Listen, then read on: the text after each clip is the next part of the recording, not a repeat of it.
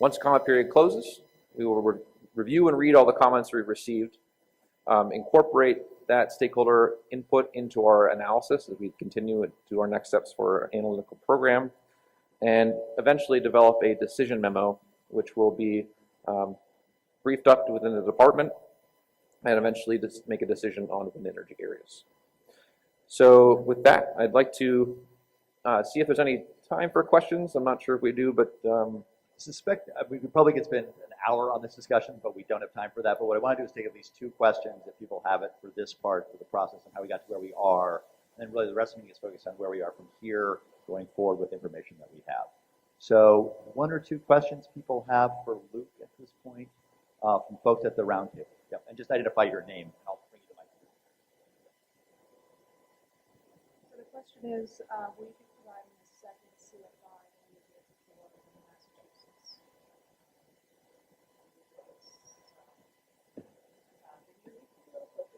Yeah. Will you be providing a second CFI for this call as you did for Massachusetts previously? so the call for information nominations is what starts off the process. There are several Federal Register notices that will come afterwards. So for Massachusetts, the most recent one that came out was a notice of intent to conduct an environmental impact assessment or study statement. Environmental impact, and that was for the Vineyard Wind project. So each of the, there's a mic on your table there. Oh. I know what Ursula was getting at. For Massachusetts, we did an RFI, a request for information, and then a call for information. So there's the two pieces to that one. It'll be just the CFI for this. Okay. All right. One more question, if folks have it, from folks at the roundtables, the task force. Okay. Luke, thank you. Thank you, Jim. That's true. All right. So what we want to do next in terms of presentations is we're going to actually go to visual impacts in avian and marine protected species. So that's actually a lot to cover. And we've got Isis Farmer from the NEPA coordinator from BOEM, and Mary Kruger, an energy specialist from the National Park Service. They're each going to present. I'm going to ask their time frame for each. I want to make sure there's at least time for a few questions for each of these. We're going to give you a ton of information this morning. And then the goal is this afternoon, as much as you can with whatever you have in your experience and head, is to really digest that in those roundtable conversations. So, Isis, how long is your presentation? So I think it's going to take roughly 15 minutes for each subject matter. And do you want to take questions after each? We do. That's the way it's set up currently. Okay, great. So I'll let you know when it's about 14 minutes and give you the signal. Okay. All right. Great. Thank you. Good morning, everybody. My name is Isis Farmer. I am the environmental coordinator at BOEM for areas offshore New York. And today,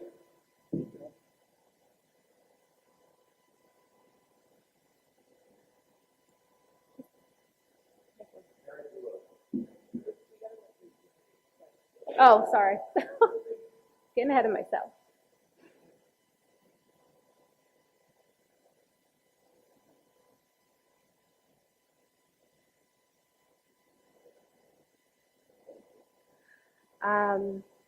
So today I'm filling the very big shoes of some of our subject matter experts. And so I'll be providing some preliminary information about our area identification analysis with respect to visual impacts, avian species, marine mammals, and sea turtles as well. And our overall goal will be to incorporate the available data as well as stakeholder input into our recommendations for delineation of one or more wind energy areas.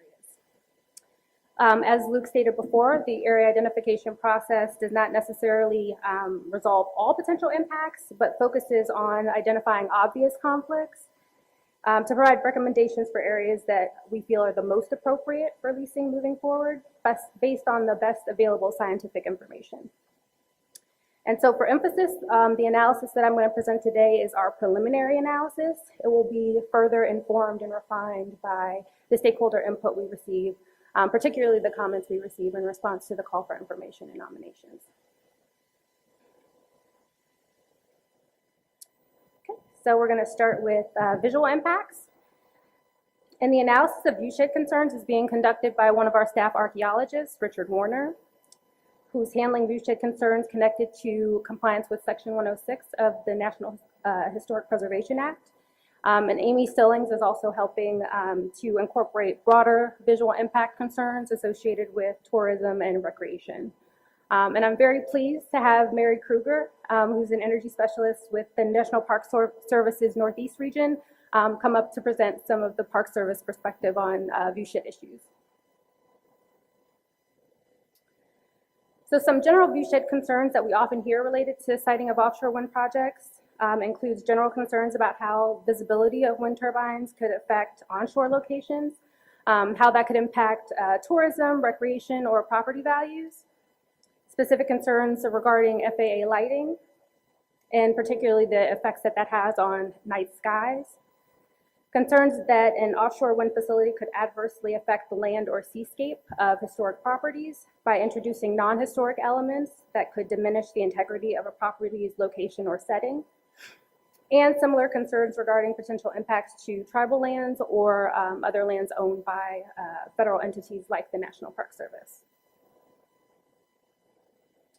There have been a number of studies that simulate turbine visibility at various distances, and researchers are finding that public opinion about viewing turbines can vary greatly depending on the location and that respondents' specific beliefs. BOEM's also undertaking a study to better understand how attachment to location influences opinions about turbine visibility. For example, if there's a family who's been going to a particular beach for years and years. BOEM's also exploring requiring the use of technology solutions like aircraft detected lighting systems, or ADLS, to address concerns about the importance of protecting night skies from light pollution. Utilization of these systems could mean that the two red FAA flashing lights on the nacelle of the turbines could be off unless an aircraft is detected in the immediate vicinity. Which could be as infrequent as 5% of the time, but depending on the location. However, more work is needed to be done to determine whether these types of solutions are both technically and economically feasible. With these concerns in mind, we started our analysis by trying to identify the areas of concern. Because there are thousands of potentially impacted properties and districts within a quarter mile of the coast of New York and New Jersey, we wanted to sort of focus our review for Area ID on potential impacts to tribal lands, in this case, the Shinnecock Indian Nation Reservation, which you'll actually see on the next map, historic properties that are listed or eligible for listing on the National Register for Historic Places, including historic districts and National Historic Landmarks. We also included lands with historic landscapes or unique characteristics, for example, Gateway National Recreation Area and Fire Island National Seashore, which are Park Service properties, and areas that generally are important for recreation or popular tourist attractions. So we did this preliminary visibility analysis to get a better sense of where turbines could potentially be seen from land.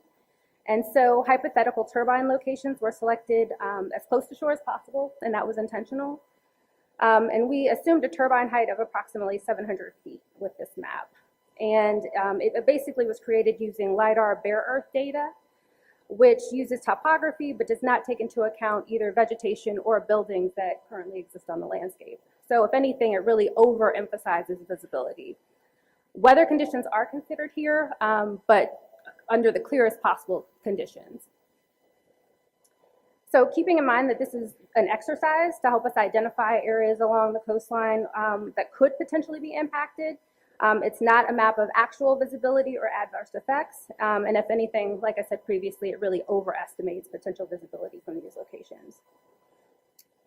But it's really a helpful place to start.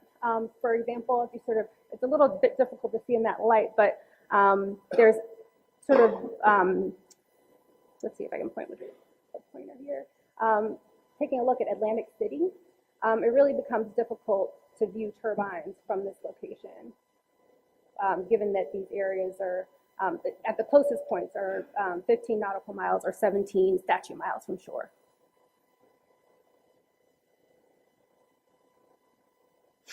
To further refine our analysis, we have and will continue to review BOEM studies, including BOEM's visual simulation study that was completed in 2015 on what is now the Statoil lease area. And the key observation points from that study are shown on this map.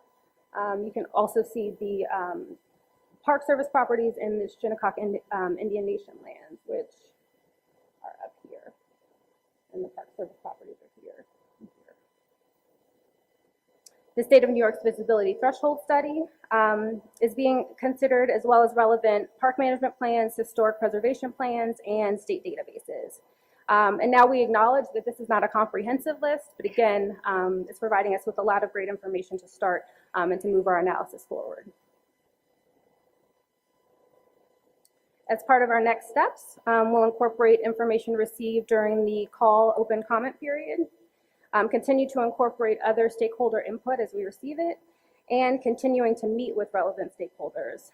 So last month, we met with the environmental director of the Shinnecock Indian Nation and held a conference call with the New Jersey State Historic Preservation Office. We received a lot of useful information and were able to answer a lot of questions, so we thought that exchange was extremely helpful. And particularly, during our conversation with the New Jersey SHPO, they were able to help us to identify additional properties off the coast of New Jersey that they felt were important for our analysis. We will also use this information to help us to develop our recommendations for potential viewshed buffers, as well as to investigate potential appropriate mitigation measures. Are there any questions? And is the Park Service going to cover visual as well? Mm-hmm. Okay. And as well as a couple other things, I think, right? Yep, there's a question right there. Great. I'll bring my question. So Isis, will there be an individual? Oh, my name is Michael Bleckian with the National Park Service. Will the NEPA analysis do the entire bite, or will it be for each specific call area? So the next step in our process will be to delineate the wind energy areas. And so to meet the goals requested by the state of New York, that would be approximately, I believe, 20% of the rather large call area that we have now. So based on sort of the delineation of that area, our NEPA analysis would actually cover the environmental impacts on lease issuance and site assessment activity for those wind energy areas. So whether it's one wind energy area or let's say 4, our analysis would cover that geographic area. NEPA is really done for the wind energy areas, not the call areas more broadly. Correct. Another question for Isis. Oh, public questions come at the public comment period and also at the end of the day, so we'll make sure we get this. Make sure you sign up too if you want to come. Okay, the task force, anybody else? Okay, why don't we have the park come up and we'll hear next about some of their work regarding and Luke will kindly pull up your presentation. Walk slow. Perfect.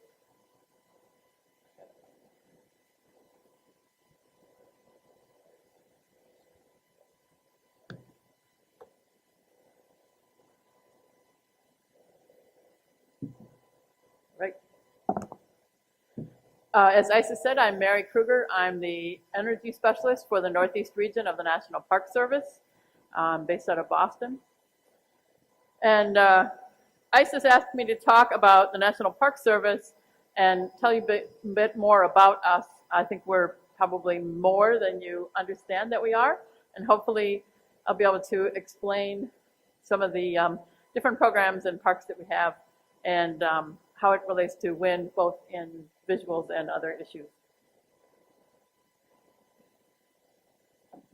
So I'm going to talk about some of the units that Isis mentioned, Gateway and Fire Island, also some of our program lands, and again, our areas of interest and expertise.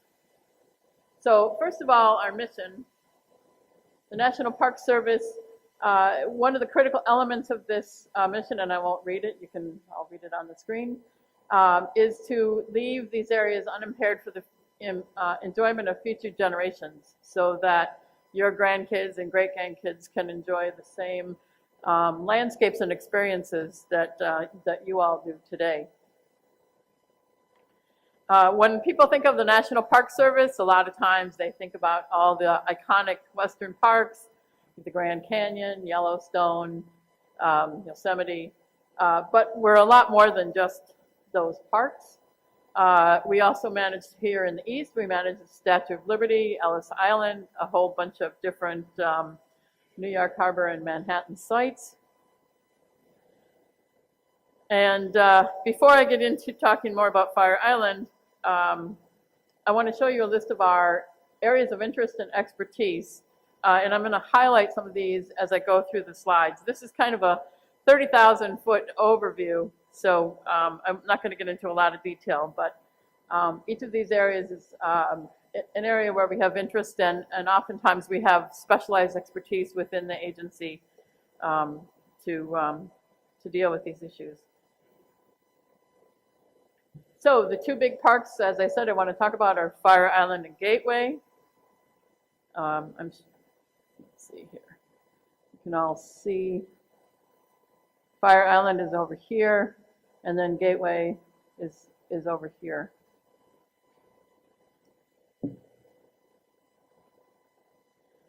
So Fire Island features miles of beachfront, a wilderness area, lighthouses, and numerous historic buildings.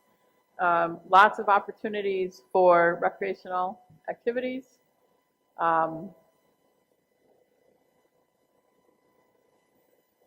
Also, the lighthouse, as I said. But in addition to preserving the visual landscape at these parks, and especially at Fire Island, we also have interests and concerns about sediment transport. This is an area of the Fire Island that suffered a breach during October of 2012 during Hurricane Sandy. And so that really affects the areas beyond the breach that are now more vulnerable to coastal processes. So we're really interested as wind development goes forward in understanding just how sediment transport may or may not be impacted.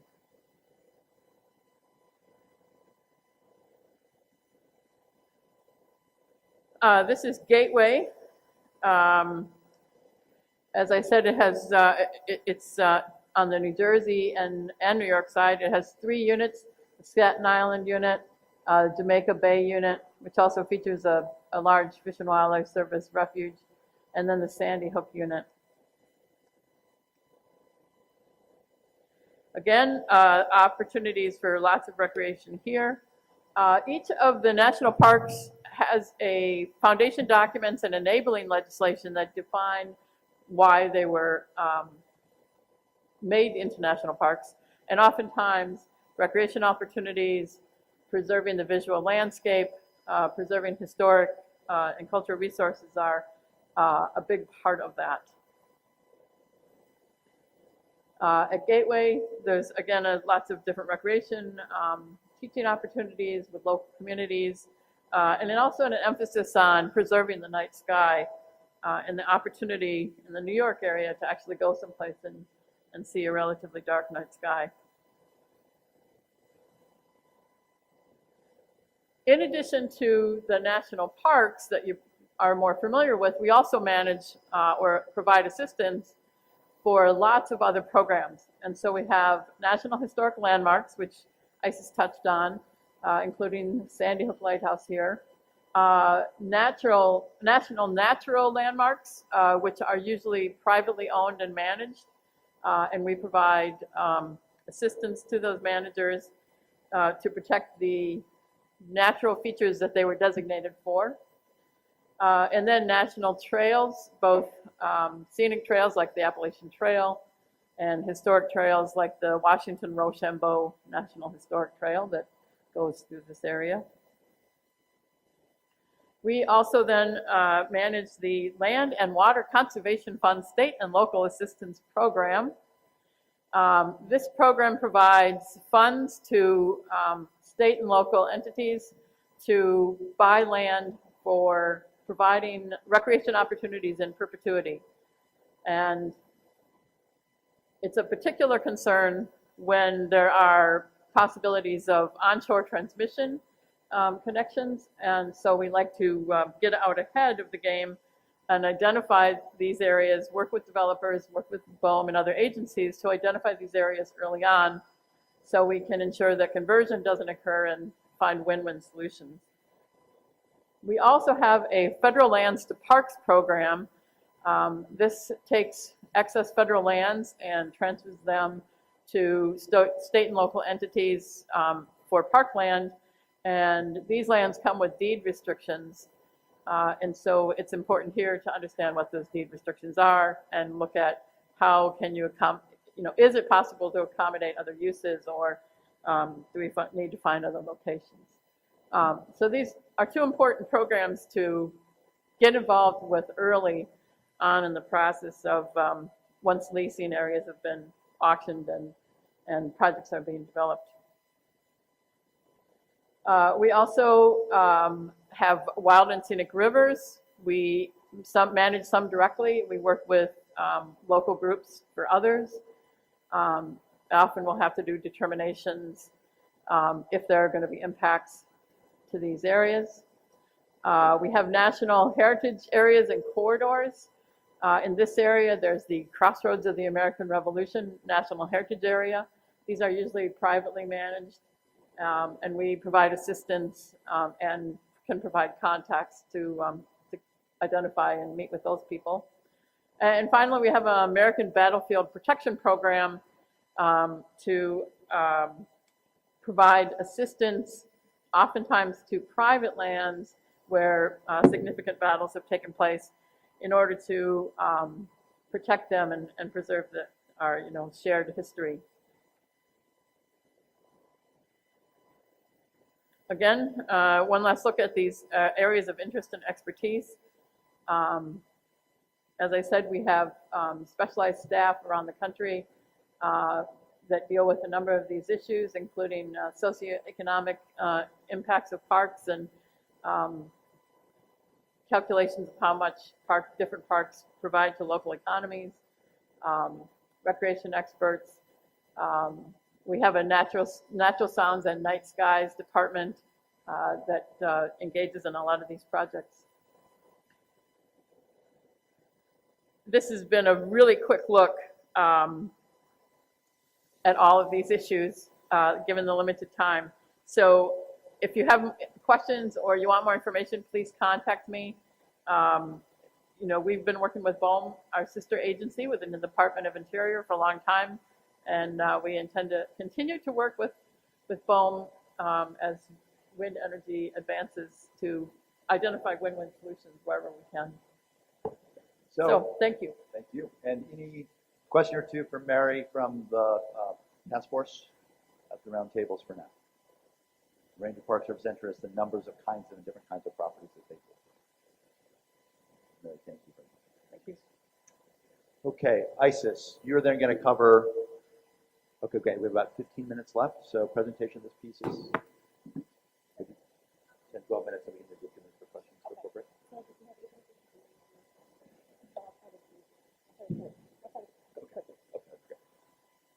So maybe we'll see questions until the end.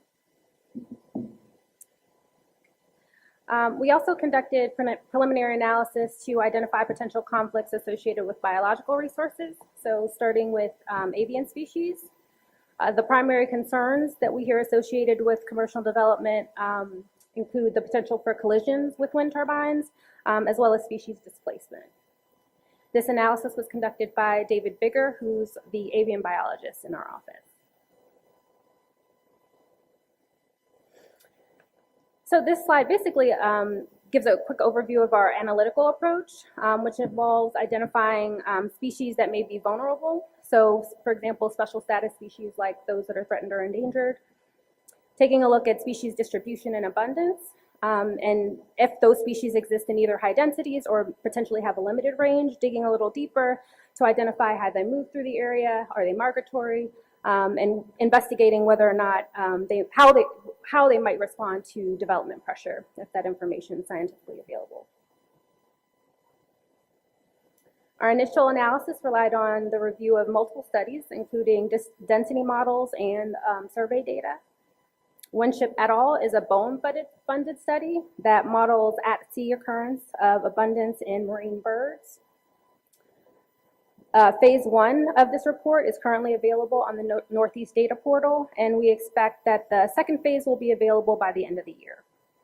It's a very comprehensive data set that includes the predicted relative seasonal densities and distributions of 47 species along the Atlantic.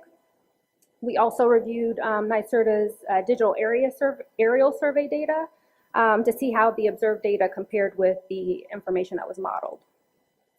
One caveat that's worthy of note is that the areas in and around the New York Bight have been surveyed, though not extensively.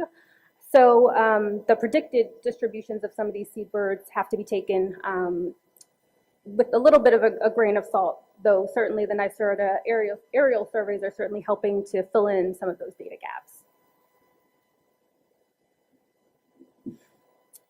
So when taking a look at those 47 species, we found that the seasonal densities showed that approximately 9 species appear in moderate densities throughout the call areas. Only the northern gannet also had high heat map signatures captured by New York's aerial survey data. The northern gannet is a migratory species that has a wide range with a relatively large population size that seems to be increasing annually. Their relative densities in the call areas are fairly homogeneous throughout. And again, it's a little difficult to see on this map, but there are areas in sort of the northeast of the Hudson South area that show just a little bit brighter. Instead of sort of a bright yellow, they're a little bit more orange.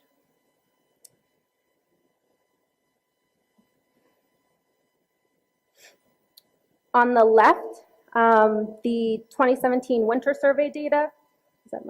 Winter survey data conducted by NYSERDA appears to confirm the prediction seen on the predicted model.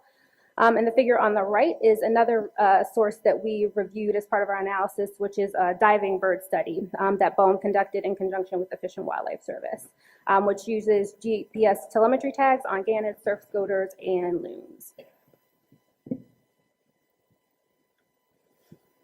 To give you a sense of some other species that utilize the call areas in other seasons, NYSERDA's summer survey data for 2016 and 2017 did show some potential high use areas for shearwaters and storm petrels in the Fairways North call area.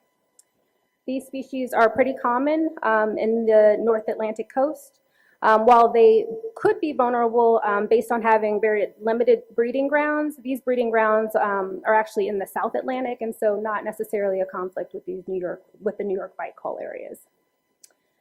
So based on our preliminary review, we did not identify any specific areas within the New York call areas that had particularly high concentrations of seabirds overall. When compared to other areas in the Atlantic, nor did we identify any high usage areas for threatened or endangered species. So while this initial review did not identify specific high conflict areas, we will incorporate this information into our overall analysis, which can be used to create heat maps where multiple resource areas and potential conflicts could be laid over one another to get a more holistic picture of what's going on in the area. And so based on time, I'm going to quickly move on to marine mammals and sea turtles, and I'll take questions at the end. So our analysis for marine mammals and sea turtles was conducted by one of our marine biologists, Kyle Baker, with support from one of our other marine biologists, Desiree Reed. The impacts that we are particularly concerned about with respect to these species includes vessel strikes and underwater acoustic impacts. I won't go through each of these sources individually, but wanted to mention that there are a number of key data sources available and ongoing studies that are happening in waters offshore New York and New Jersey. We reviewed a number of data sources, including the Duke density models as recommended by the National Marine Fisheries Service, which is a comprehensive data set that uses observer data to inform the predictions of the model.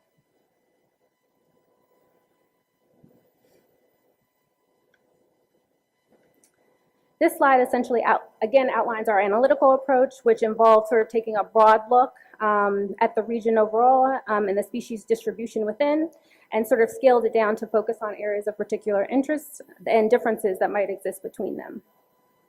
So along the continental slope, there tends to be greater diversity of species. sort of at the edge of the outer continental shelf and beyond. And there are relatively lower densities on the outer continental shelf, which is where the call areas are located. Since these species are highly migratory and opportunistic foragers, there is seasonal use by many species. However, it's important to note that there are no habitat areas of particular concern, no critical habitat, nor any marine sanctuaries that are located within the New York Bight call areas.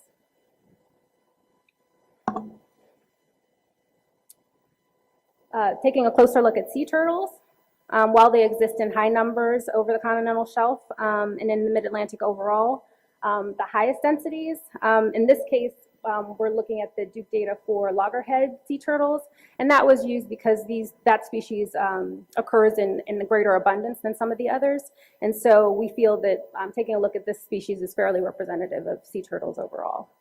And so it occurs in the highest densities in the Hudson South call area, which is highest in the summer.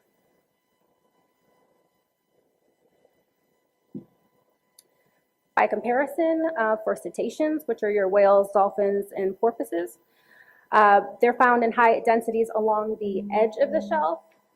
And this line here is actually, I believe, the 200 meter depth contour. North Atlantic right whales and fin whales are the most common whales within the call areas, so we conducted additional analysis on those species. And so you can see here that there are definitely some similarities in terms of the location, where the fin whales and North Atlantic right whales are in highest densities when compared to all the cetaceans overall. And again, because of the endangered status of these species, we again took a bit of a deeper dive into each of those species individually. Taking a closer look at fin whales, their densities are generally greatest in the spring out along the shelf edge. Again, so similar to that overall map that you saw. And apologies for this being so small, but for North Atlantic right whales, they also appear in the greatest densities in the spring, definitely higher in both the spring and summer than you'll see them in the fall or the winter. And they have the greatest occurrence offshore Rhode Island and Massachusetts, which has some preferred foraging habitat.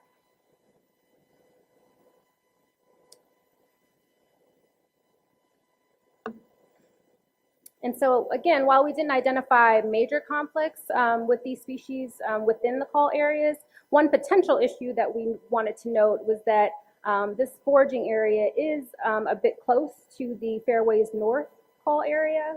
And so to address this potential issue, we will incorporate some updated data sets as they become available, incorporate stakeholder feedback, as well as incorporate our best management practices as appropriate into our analysis.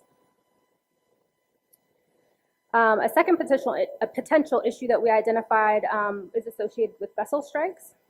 And so we essentially assessed the areas with port entrances between New York, New Jersey, and the Delaware Bay, and wanted to get a sense of how vessels were sort of moving in and out of those ports and how they spread out sort of, when coming from those ports and using those official routing measures, sort of where most of the vessels tended to go. So we essentially identified areas that had trips of 75 trips or more annually. And it's a little difficult to see, but they're sort of these little hatched areas in white.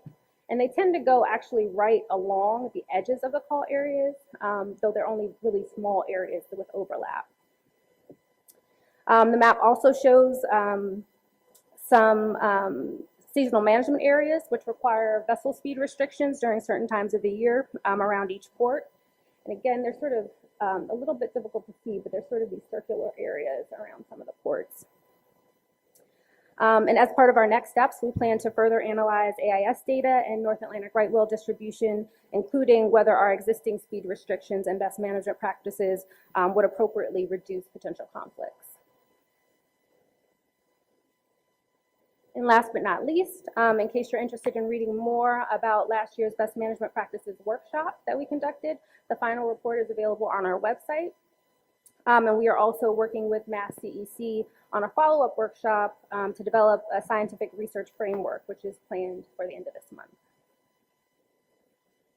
Great. All right. So birds and marine mammals and turtles. Questions about the work done so far, what you saw from the heat maps, particular species? Any initial questions? Just curious, are you going to do anything as far as migration of bats? I mean, is that on the list? Just out of curiosity. I don't know that it's something that's come up as a potential issue for this area specifically in the past, but it's definitely something that we could note and incorporate as we move forward with our analysis. I'm sure you'll hear Yeah. about it. Thank you.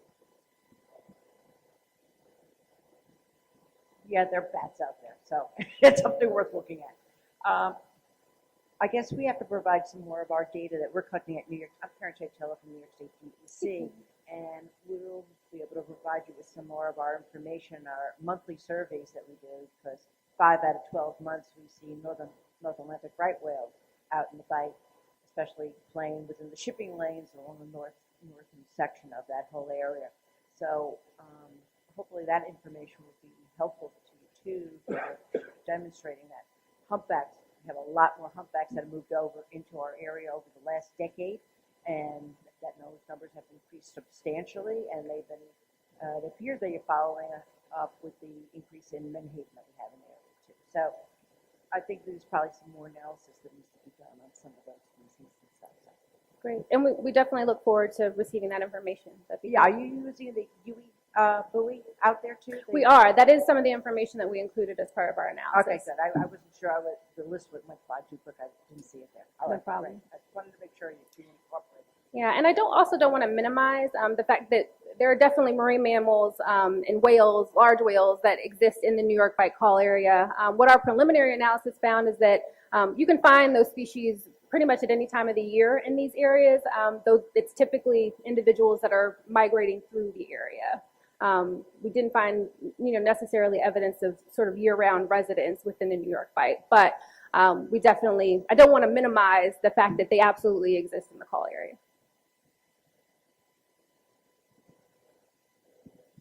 Hi, I'm Lynn Gard-Knudsen from EPA. One of the things, and I would bring it up now because of the migratory habits of these large animals in the fisheries, is I'm not sure how you're going to play cumulative impacts in the long term. What both states are looking at high amounts of wind farms, large amounts of wind farms.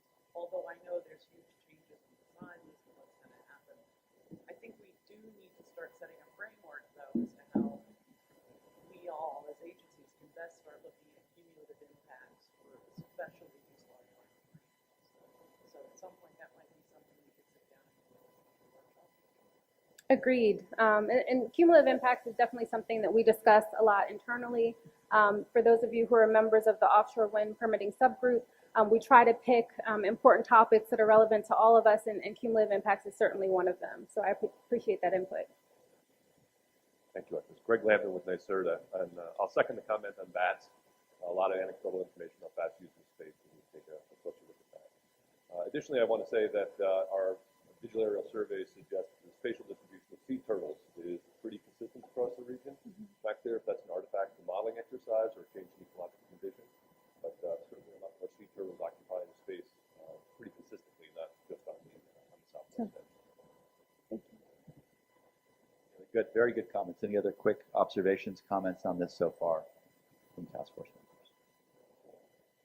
Okay, so making sure we have full data on kind of marine mammals, question kind of the spread of turtles, and the question about bats and their use of the area. All right, that is great. Assis, thank you very much. Okay, we're going to take, and I mean this, a 15-minute break. So rules are go to the bathroom first, then talk, not the other way around, otherwise I won't get you back. At 1:15, we're going to start right up on navigation.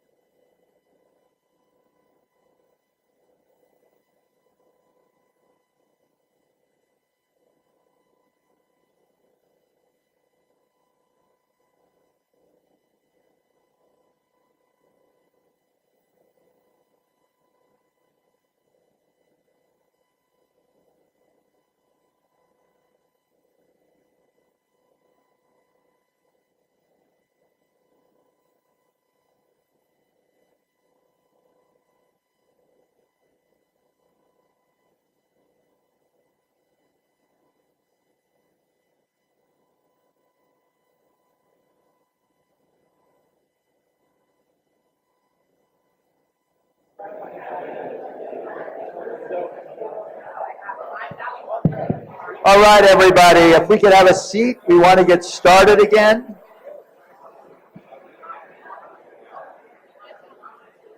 All right, if everyone could take a seat, we're going to get started. All right, come on down, take a seat.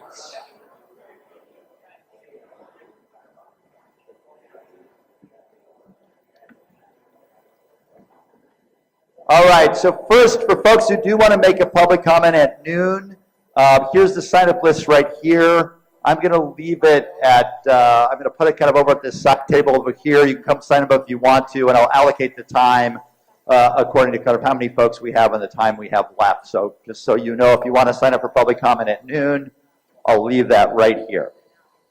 Okay, so our next presentations are covering navigation. We're going to have about 10 minutes presentation from Ariana from BOEM on navigation.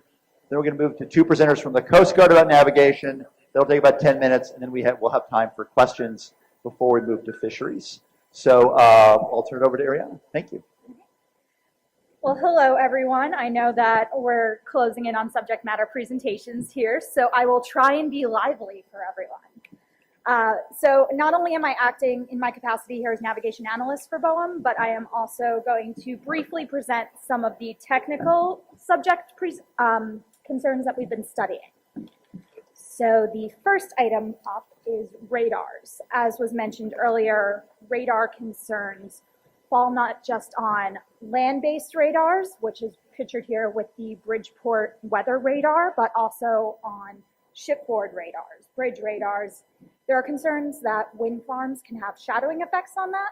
As part of an effort to mitigate, BOEM is part of a radar working group that looks at mitigation efforts, and some of these items also include the modifying the turbine layout. There have been thoughts that more of a grid layout can help identify and mitigate those radar effects. Stealth treatment on some of the main radar turbine elements. This includes both the tower and the blades.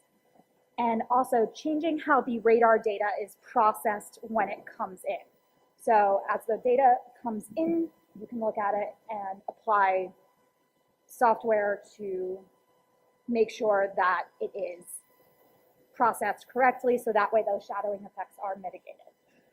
So that is radar, and our subject matter expert for that is Jen Miller, who is our geophysicist, and also Angel McCoy, who is our meteorologist. Additionally, what Jen Miller is working on, and I'm sorry that this slide may not be perfectly clear, in her role as our geophysicist, she is studying the active cables that are in the New York Bight area. So this is from the Nazca cable database that is available on the Marine Cadastre, which BOEM created in concert with NOAA. All that data is publicly accessible, and I can direct you to it if you would like. So what we have found that cable processings generally have well-established industry practices that do not propose unsurmountable obstacles. Offshore wind facilities could be designed to minimize or avoid all those existing cable facilities, and that the presence of existing cables increases the risk to both offshore wind developers and submarine cable owners and operators, meaning that there will be extra precautions necessary. However, that does not necessarily mean that this should be an obstacle right now in the area ID phase. So we are looking forward at the cable aspect. The third quick technical evaluation that I will very quickly refer to is wind resource. As we've been discussing here today, the reason that the Atlantic coast is so good for offshore wind is because it has that very broad continental shelf and that strong wind resource. So it may be a little hard to see my color ramp here, but pretty much every single color that is in there is greater than 3 meters per second, which is the point that most wind turbines commercially available now have their cut-in speeds, where they will start generating wind. And the areas of the call are generally in excess of about 8.5 meters per second of wind, meaning that the possibility exists for excellent capacity. Further looking at the wind resource, we found that the predominant wind directions in the area tend to be northwest and southwest, and this was taken from a NOAA buoy at the north of the Ambrose-Hudson traffic separation scheme. So a little bit farther away from the wind energy areas, but still we'll generally probably see very similar wind conditions throughout the area. So finally, the meat of my presentation, which is our navigation analysis. So this is a very sky-high outlook of navigation. And what this data is it is density data that is separated according to Boehm's aliquots, or the way that we decide how we are sectioning off the ocean and assigning what parts of the ocean leaseholders have. So it's a little hard to see on here, but if you look in this Empire Wind lease area, you will see some very small squares. And what this data does is it counts how many ships over the course, this is 1 year data, how many ships over the course of that entire year have passed through that small square. So this data, I feel, does not really tell much of a strong story. And part of the advantage of AIS data is that we are able to separate it out by vessel type and look more clearly at what the individual vessel types are doing. You can see some sort of vague lines that are coming from roughly the Chesapeake Bay up to Providence. A little bit of activity between the Delaware Bay and Providence. And apologies if I'm referring to the east end of Long Island roughly as Providence. I just moved to Virginia from Rhode Island, so I'm still thinking in that New England mindset a little bit. And then additionally, you can see some branching out from the traffic separation schemes when they end. So to dig in a little further, I've sectioned this off first by more deep draft vessel data. So this vessel data, again, shows the trends branching out once you get out of the traffic separation schemes. A very little trend in the cargo traffic, mostly coming from what looks to be the Chesapeake Bay up to past that east end of Long Island. But for the most part, vessel traffic stays very well regulated within those traffic separation schemes and within those north and south fairways. What we're looking at here is, though this isn't conveyed in the data, we are looking at what that would look like for applying both the Coast Guard ACPAR's Atlantic Coast Port Access Report study, marine planning guidelines of navigational buffers around the traffic separation schemes. And additionally, we are going to be studying the compressive effects of what would happen if, when identifying wind energy areas, for example, in this area, how that traffic may be diverted, what extra fuel costs that may result in, and what added distance traveled that may occur. And additionally, the added density that it would form in these areas. So those are the deep draft concerns. The next section that we're looking at is some of the tow traffic. And though it looks like tow traffic is very, very active all throughout those areas, most of the tow traffic does come from Delaware Bay and go east of Long Island. So that line has been identified in towing vessels, in tug vessels, and in large towing vessels, which are vessels that have self-identified in AIS as greater than 200 meters in length or greater than a 25-meter beam. So those do compress all very well to a very similar route. That stated, that signal again appears here. That stated, this data, as we're moving forward, we are about to receive 2015 and 2016 data, which we will then incorporate into our aliquot study. And we will be able to not only section that out by looking at vessel density annually, but vessel density monthly. So we can take a look at when are the busiest months, how do compressive effects or potential compressive effects differ between those densest months. And if, for example, there is a large storm event that goes on during one of those months, such as a hurricane or a particularly strong nor'easter, how that vessel transit has been affected during those months as well. So I have a slide for questions, but I believe that we are going to be moving on to the Coast Guard now. So we have Michelle Desautel from District 1 and Chris Graba from District 5 here to present the Coast Guard's aspects.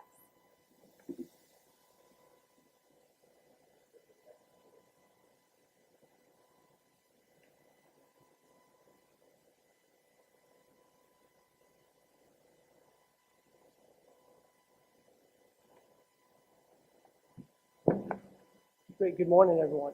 First, Chris Graba and Michelle Desautel, 1st Coast Guard District and 5th Coast Guard District.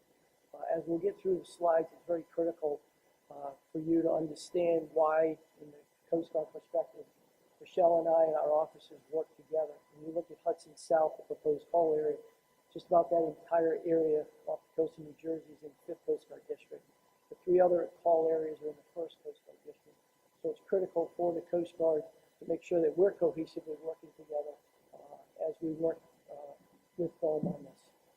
So what I do is we'll get started here.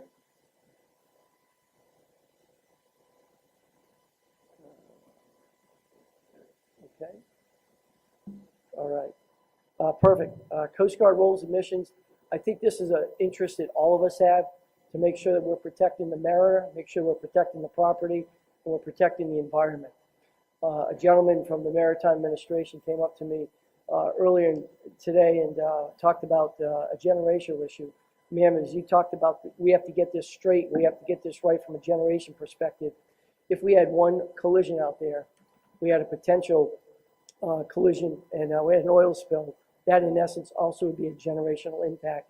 So things that we want to make sure that we get this right. Ideally, our role from a Coast Guard perspective provide recommendations and potential impacts as a cooperating agency. You heard this morning also about the NEPA review that would be done. BOEM is the lead agency. We would provide some subject matter expertise to them on 3 different entities. Most importantly, what we'll talk about today is the safety of navigation of these vessels, maintaining the traditional uses of particular waterways, the marine transportation system, which we'll get into, fisheries. You have surf clams, cohogs, scallops, monkfish, all these different areas, fertile fishing grounds for them. The ability for us to still carry out our Coast Guard missions. Air State Atlantic City, from a Coast Guard search and rescue perspective, also helps the sector New York and the southern part of the 1st Coast Guard District. Air Station Cape Cod also has HA-60s that fly out there. We want to ensure that they're able to safely carry out that search and rescue mission in conjunction with the sites that are out there. At the end of the day, it's about balancing the competing interests offshore.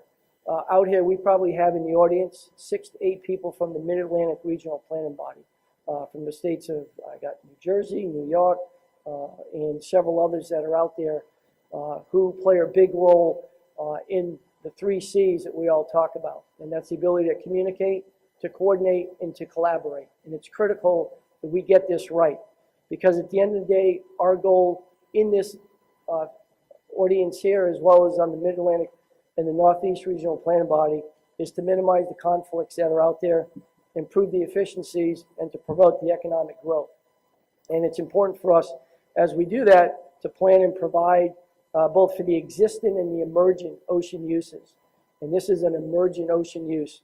But at the end of the day, our ability to mutually coexist is the key to everything. We want to ensure that we maintain safe and secure maritime transportation system. When you look at the number of vessels that come into the port of New York and New Jersey, it's $205 billion of economic interest to come into there. Right now we're up to, Josh, 30 vessels of ultra-large container vessel capacity right now per week that are coming in to this entrance, to this port. When you look at the $205 billion of New York, New Jersey, the 3rd largest port in the entire nation. Also, when you look at the cumulative impacts, you have Delaware, where you have a lot of critical oil refineries and other produce that come into that port. That's at about $50 billion. Baltimore is 55, and the ports of Virginia at 65 billion. So the Mid-Atlantic, from a cumulative perspective, is something we want to make sure that we look at. because at the end of the day, the national and the economic security of our nation is the critical part. Safety of navigation. If I could paint a picture for us today, as I was driving up New Jersey Turnpike yesterday, having fun with that. The placement on the Outer Continental Shelf, anytime you're going to place something out there, whether it's down in the Gulf of Mexico and you have the mobile offshore drill units, MODUs, or whether it's up here and you have a wind energy turbine, you're going to come across a situation where there's an increased risk of collision. That's just natural. An elision is when a vessel allides with a structure that's out there. A collision is when you have two vessels that collide with each other.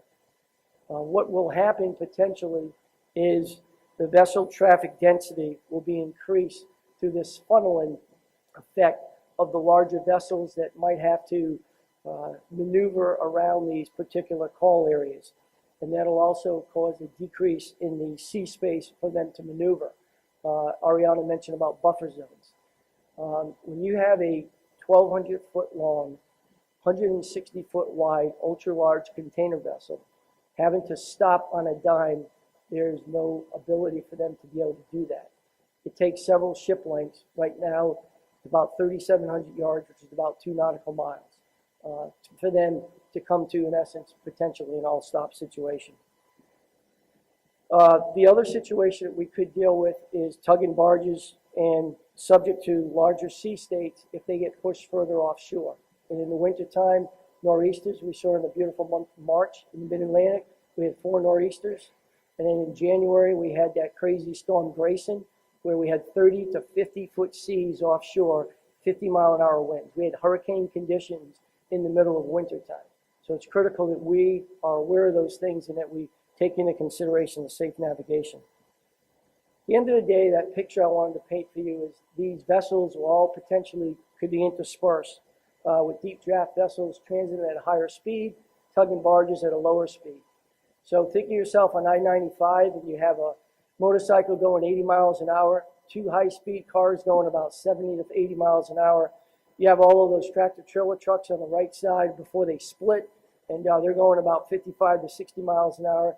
You got your grandmother that she's out there in her little car going 52 miles an hour, and your little issues that you deal with. So on the highway, paint that picture now back to what you could see on these maritime traffic corridors of ultra-large container vessels going 20 knots, tugging barges going anywhere from 4 to 6 knots, commercial fishing vessel, whether they're transiting, fishing, and doing a haul back, could be 2 to 8 knots, and then these high-speed wreck boats. So it's critical for us to make sure we take a look at those things. And now I'm going to have Michelle talk about the Atlantic Coast Port Access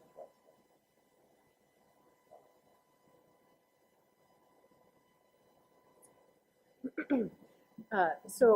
In addition to the 2 districts working closely together, we within our own districts work together with our sectors. And so I also want to point out that we have someone from Sector New York represented here, Lieutenant Commander Josh Buck. But we're also working with and probably listening to this podcast, webcast, are people from Sector Long Island Sound, Sector Southeast New England, and above, because this New York Bight is actually going to affect mariners that go all the way from the 5th district all the way up to the 1st district and beyond.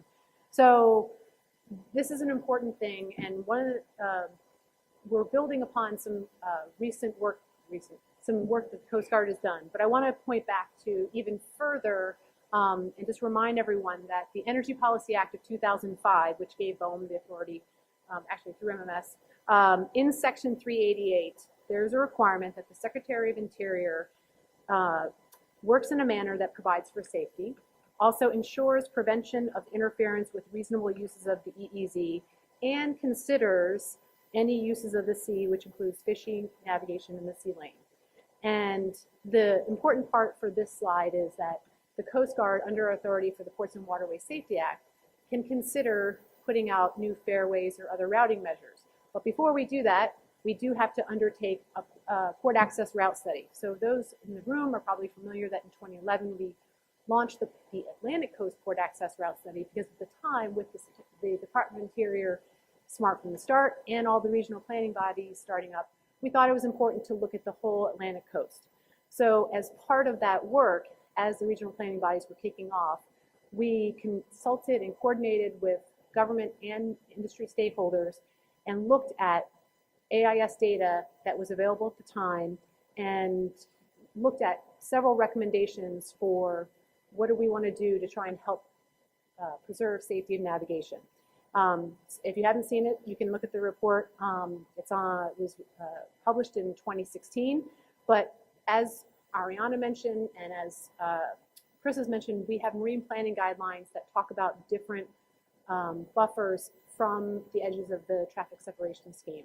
So we are reigniting some of that work. We're looking at some of the data that will consider sea space necessary for ships to maneuver. We're going to look at how do we suggest appropriate setbacks for the different structures. But we have to do this as guidelines and provide this as evaluation to BOEM. But to give you an example of excuse me, my allergies, of what this looks like. So this is an example from the AC PARS report. And on the left side is the Chesapeake to the Florida, which shows the towing vessel route with the red lines, if you can see it, a setback to provide for safe navigation. And on the right side is right outside, I think that Delaware Bay. And so the green is what the traditional route was, but we did look at alternative routes using the marine planning guidelines I'm sorry, the purple was the historic route, but looking at the green, which is the alternative route, trying to accommodate and look at ways we can mitigate and still accommodate safe navigation. So wanted to point out that we do have an AC PARS report. It did identify that we need to look at recommended routes or even potentially fairways. And we're continuing to do that as we submit our comments to BOEM. So the data from AC PARS was 2011. We've done ourselves some internal work with 2013, and as Ariana mentioned, 2015, 2016. So when we submit our comments, we hopefully have some historical data as well as the latest information. But this is a good visualization just for the towing vessel to show not only leased areas, which are the orange ones you can see in the southwest as well as the northeast, but also the yellow, the proposed call areas. It's and as well as the TSSs. It's a pretty busy area out there, and so we are looking at all of these things as we're getting ready to provide feedback. And then this is the most important thing, is that as you start putting more things out there, the vessels, it's becoming more dangerous for them. So we are we're looking at how we can reduce the risk so that it doesn't impact navigational safety. So literally this area that you saw is at the crossroads of where things for navigation are coming together.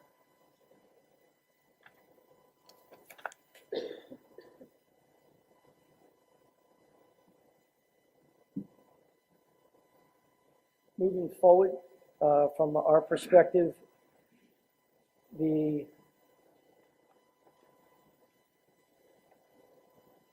our ability to proactively reduce the potential conflicts as opposed to reactively reduce this, I think is critical for all of us in this audience to look at this. We will help BOEM with this to try to identify the likely navigational conflicts. We'll be looking at potential routing measures that will arise with development within these call areas and look at other safety risks that are out there.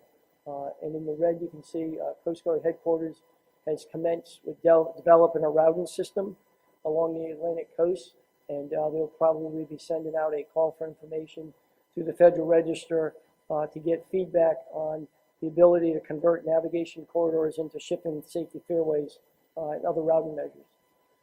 If you develop or change a traffic separation scheme, you have to go to IMO, the International Maritime Organization.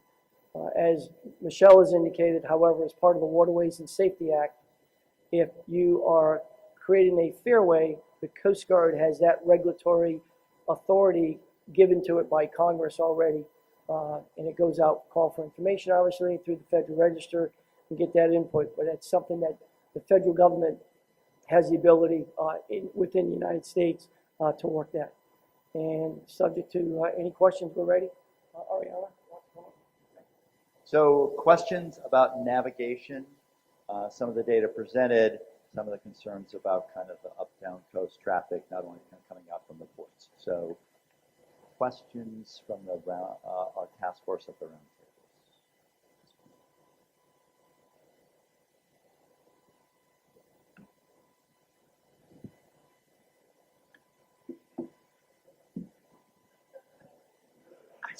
Don't be afraid. Lingard Knudsen again. I'm just wondering, we've had such a change in ship sizes, especially in cargo vessels. As we go forward with some of this, are you going to be thinking if cargo vessels are getting larger, or are you, okay, we've got to. We have to think about, the Panamax, we have to think about the MARAD highway system. We have to think about the future of various things that will be happening in these waterways, both in the Northeast and the Mid-Atlantic. And the only other thing, and I'll give it to you, Karen. I just wanted, do we have any idea, in safety's sake, as to how many times ships in the New York Bight have just lost engines? Or, to me, that seems like the biggest thing. As long as the ship can be moved, yes, you've got the slowness, but it's when you lose control of a vessel out there and there's lots of. No, you're absolutely correct. And then also there's a requirement from an EPA perspective on the sulfur content from a fuel perspective, and they convert that. And that's a very vulnerable time. Just yesterday morning on Salem River, Delaware Bay, we had a vessel that was transiting in, lost its propulsion, ran aground. Fortunately, it was a soft grounding. There was no oil spill, so that's a good thing. Most of the tugging barges that do come in are all required now to be double hull. But the only thing you have to look at is the depth. Okay, so the Army Corps gets funding to dredge. How deep can you go? Right now, the ports of Virginia have a proposal to go from 50 to 55 feet. It's 50 feet in New York. I'm sure they're going to be going to 55 feet in the next half decade. And when you look at the size of the vessels, how far can you go? We've raised the bridge here, as you know, in New Jersey and New York to accommodate the larger vessels because of the air gap situation. And it comes down to the restrictions. There are permanent restrictions that might be in place, whether it's the width of a channel, the depth of a channel, or the air gap. Because at the end of the day, I think that's the only thing that's going to stop the vessel from going that's larger. In Antwerp and in Europe, there's vessels that are bigger than the 14,000 20-foot equivalent unit that are bringing in, these are on these 1,200 footers right now. There's 16, 17,000 20-foot equivalent units that they're using in Europe. Karen, you had a question? Oh, no, but I want to answer her question about, do we know how many people or how many vessels have it? Only if they report it to the Coast Guard. Okay, just real quick, the guidance that you're developing right now and have developed, is that going to be the same throughout the Marine District area or throughout the coast? Or are you going to do it a la carte per regional area or whatever, or based upon port? When you say guidance, you're talking about the Atlantic Coast Port Access Route Study? Yeah, Guidelines? are you going to develop like, okay, this has to be 2 Right. kilometers from a wind farm or a corridor to a wind farm? Are you going to develop things very specifically for as a generic thing throughout the whole coast, or for like New York Harbor area? This is your guidance. I would say in right now the Atlantic Coast Port Access Route Study, it specifically says that each wind farm is different. As you know, each port is different. Things have to be looked at. However, there are certain things that we probably want from a consistency perspective, which are buffer zones, approaches to traffic separation schemes, because that's where that consolidation of the vessels and the crossroads that Michelle was talking about, that's the most vulnerable part of the ocean. At the end of the day, we do not have room for error for one major collision of an oil spill off the New York Bight. So we want to make sure we get this correct. Great. All right. Ooh, that was loud. Thank you all very much. Appreciate it. One last thing, I think Mr. Cruikshank said it perfectly at the beginning of this. Our ability to look at these things from a cumulative and regional perspective is critical. So I want to make sure that, if anything, we leave with that today. Thank you very much. Appreciate it. All right, next I want to cover an important topic, and so we're going to have Brian and Julia Livermore from Rhode Island talk about fisheries. So we're going to get those presentations loaded up.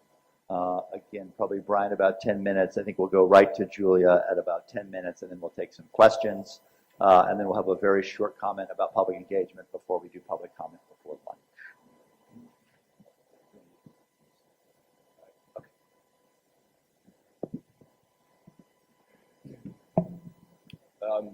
So while this is getting loaded up, okay, now it's up.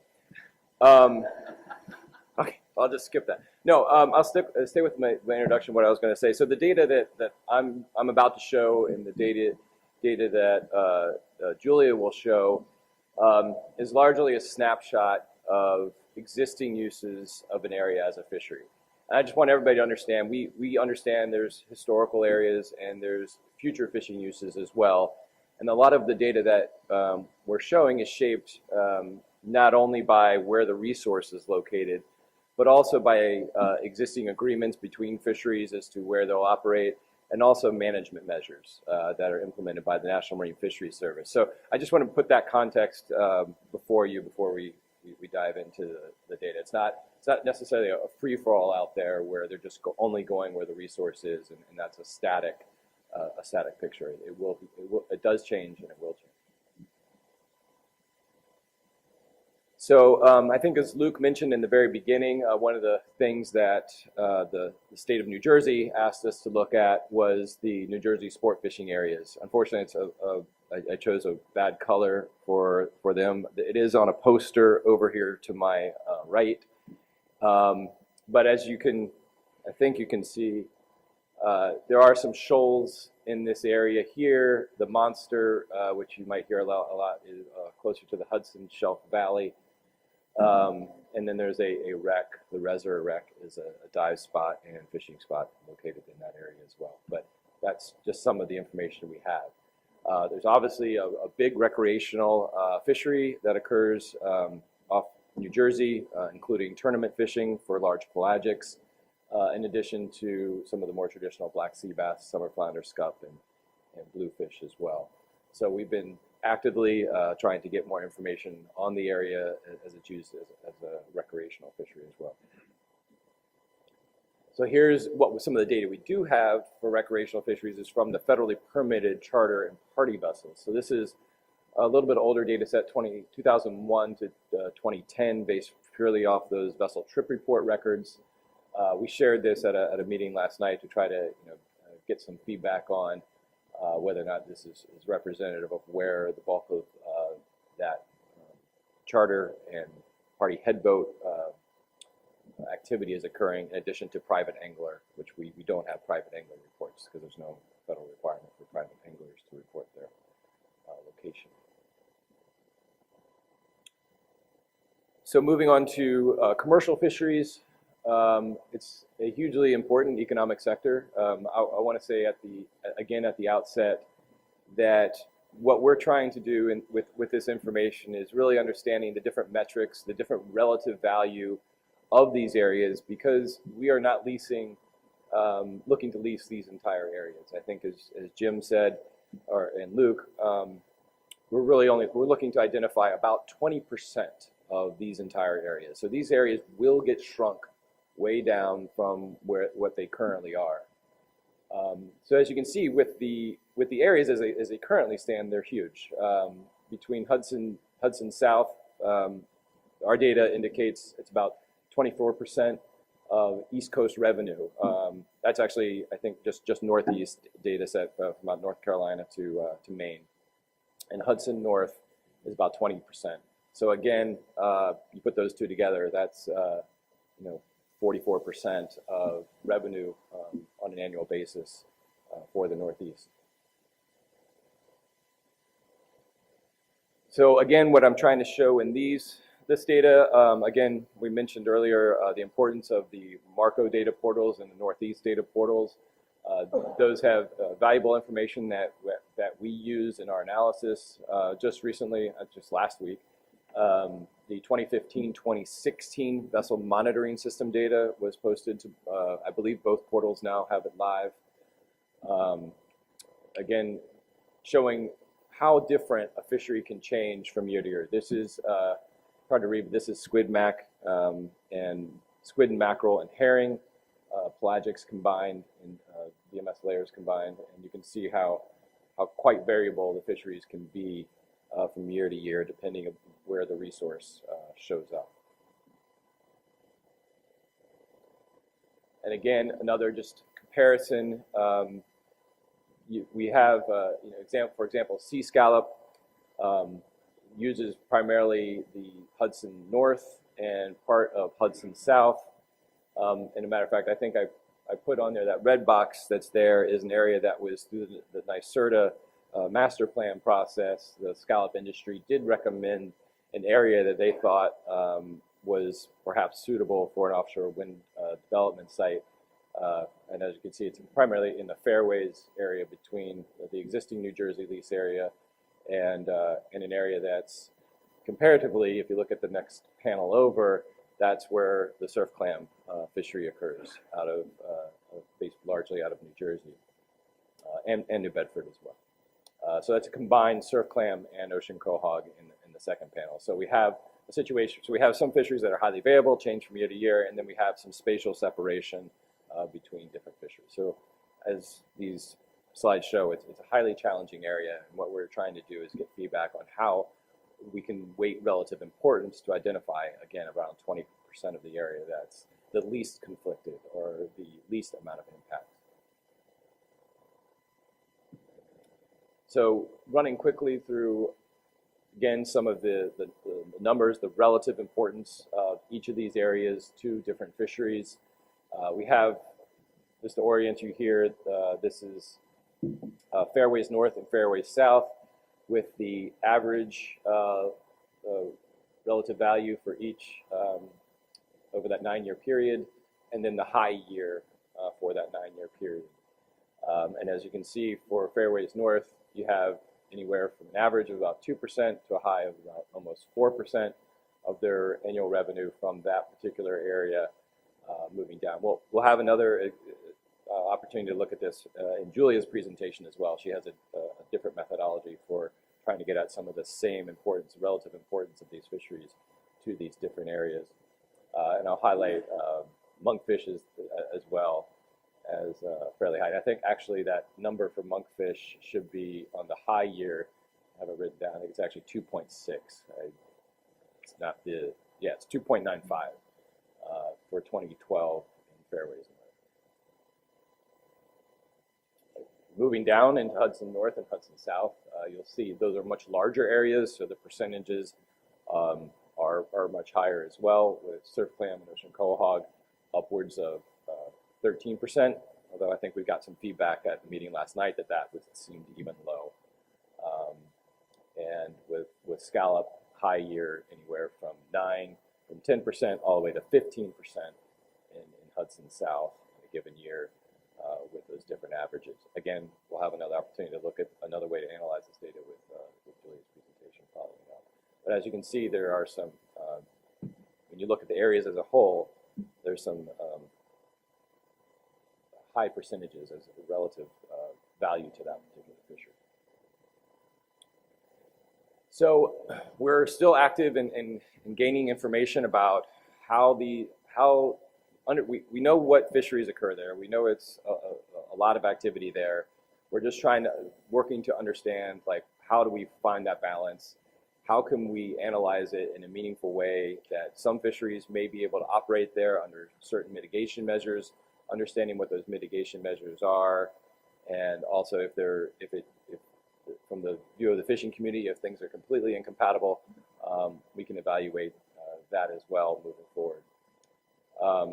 So some recent outreach. Last night we had about 65 people show up in a meeting in Long Branch. It was a good conversation. I wish we could be able to walk out of there with a map, but in general, I'll say that. Also, we had some meetings up in Connecticut and Montauk as well in conjunction with the Fishery Management Council meetings. And in general, the Connecticut and New York based folks are a little bit more okay. It's all relative. A little bit more okay with Hudson North and Hudson South. pretty much everyone in New Jersey said fairways north and fairways south is the way to go. So again, broadly speaking, everybody fishes a little bit in all those areas, but that's a good temperature. So anyway, the dialogue is continuing with our other federal partners, not only with the National Marine Fisheries Service, but with the regional management councils and the Atlantic States Fisheries Commission as well, and individual fishermen. And we're continuing to try to figure out where, what we can do to minimize the conflicts to the maximum extent practical. Again, here's kind of a quick summary of some of the preliminary feedback. Some of the scallop fishermen prefer the western side of Hudson North, which I showed as higher density for surf clam and ocean quahog, primarily surf clam and Hudson South. Mackerel and squid also prefer Hudson North and South. And again, we got some feedback on the importance of transit routes, and we've had a lot of discussion about possible mitigation options, whether or not it's ensuring an area is trawlable by removing hangs, by ensuring that cables are buried 2 meters below the seabed, and by a minimum separation distance between turbines of up to 2 nautical miles. And in addition, the Fishery Management Councils and the National Marine Fisheries Service are actively working on additional data sets for us to analyze. Again, we mentioned cumulative impacts, so I'll mention it again here. It is an important aspect of what it is we evaluate, especially in regards to fisheries displacement. And we've heard a lot about meeting fatigue as well, and we're cognizant of that and trying to do the best that we can. And then lastly, the feedback loop. We get asked at pretty much every meeting, okay, what are you going to do with the information that you provide? And I'll state again, what we do is we provide recommendations for the upper management to consider in our area identification process. And given all the information about all the different uses that you've heard about today, they make recommendations on what areas to lease. And that's it. We're going to skip questions for me now and move straight into Julia's presentation, and then we'll take questions at the end of both presentations. Julie, you want to come up? One thing I did want to mention, as Julia gets pulled up, is at the meeting last night, so for the sake of people on the phone and in this room who weren't at the meeting last night, the request for feedback, when we had the council meeting a while back, they requested an extension of the comment period on that. And it was shared last night that we are working on an extension per the request of the Mid-Atlantic and the New England Fishery Management Councils to do that. So more to come on that. So with that, I'll turn it over.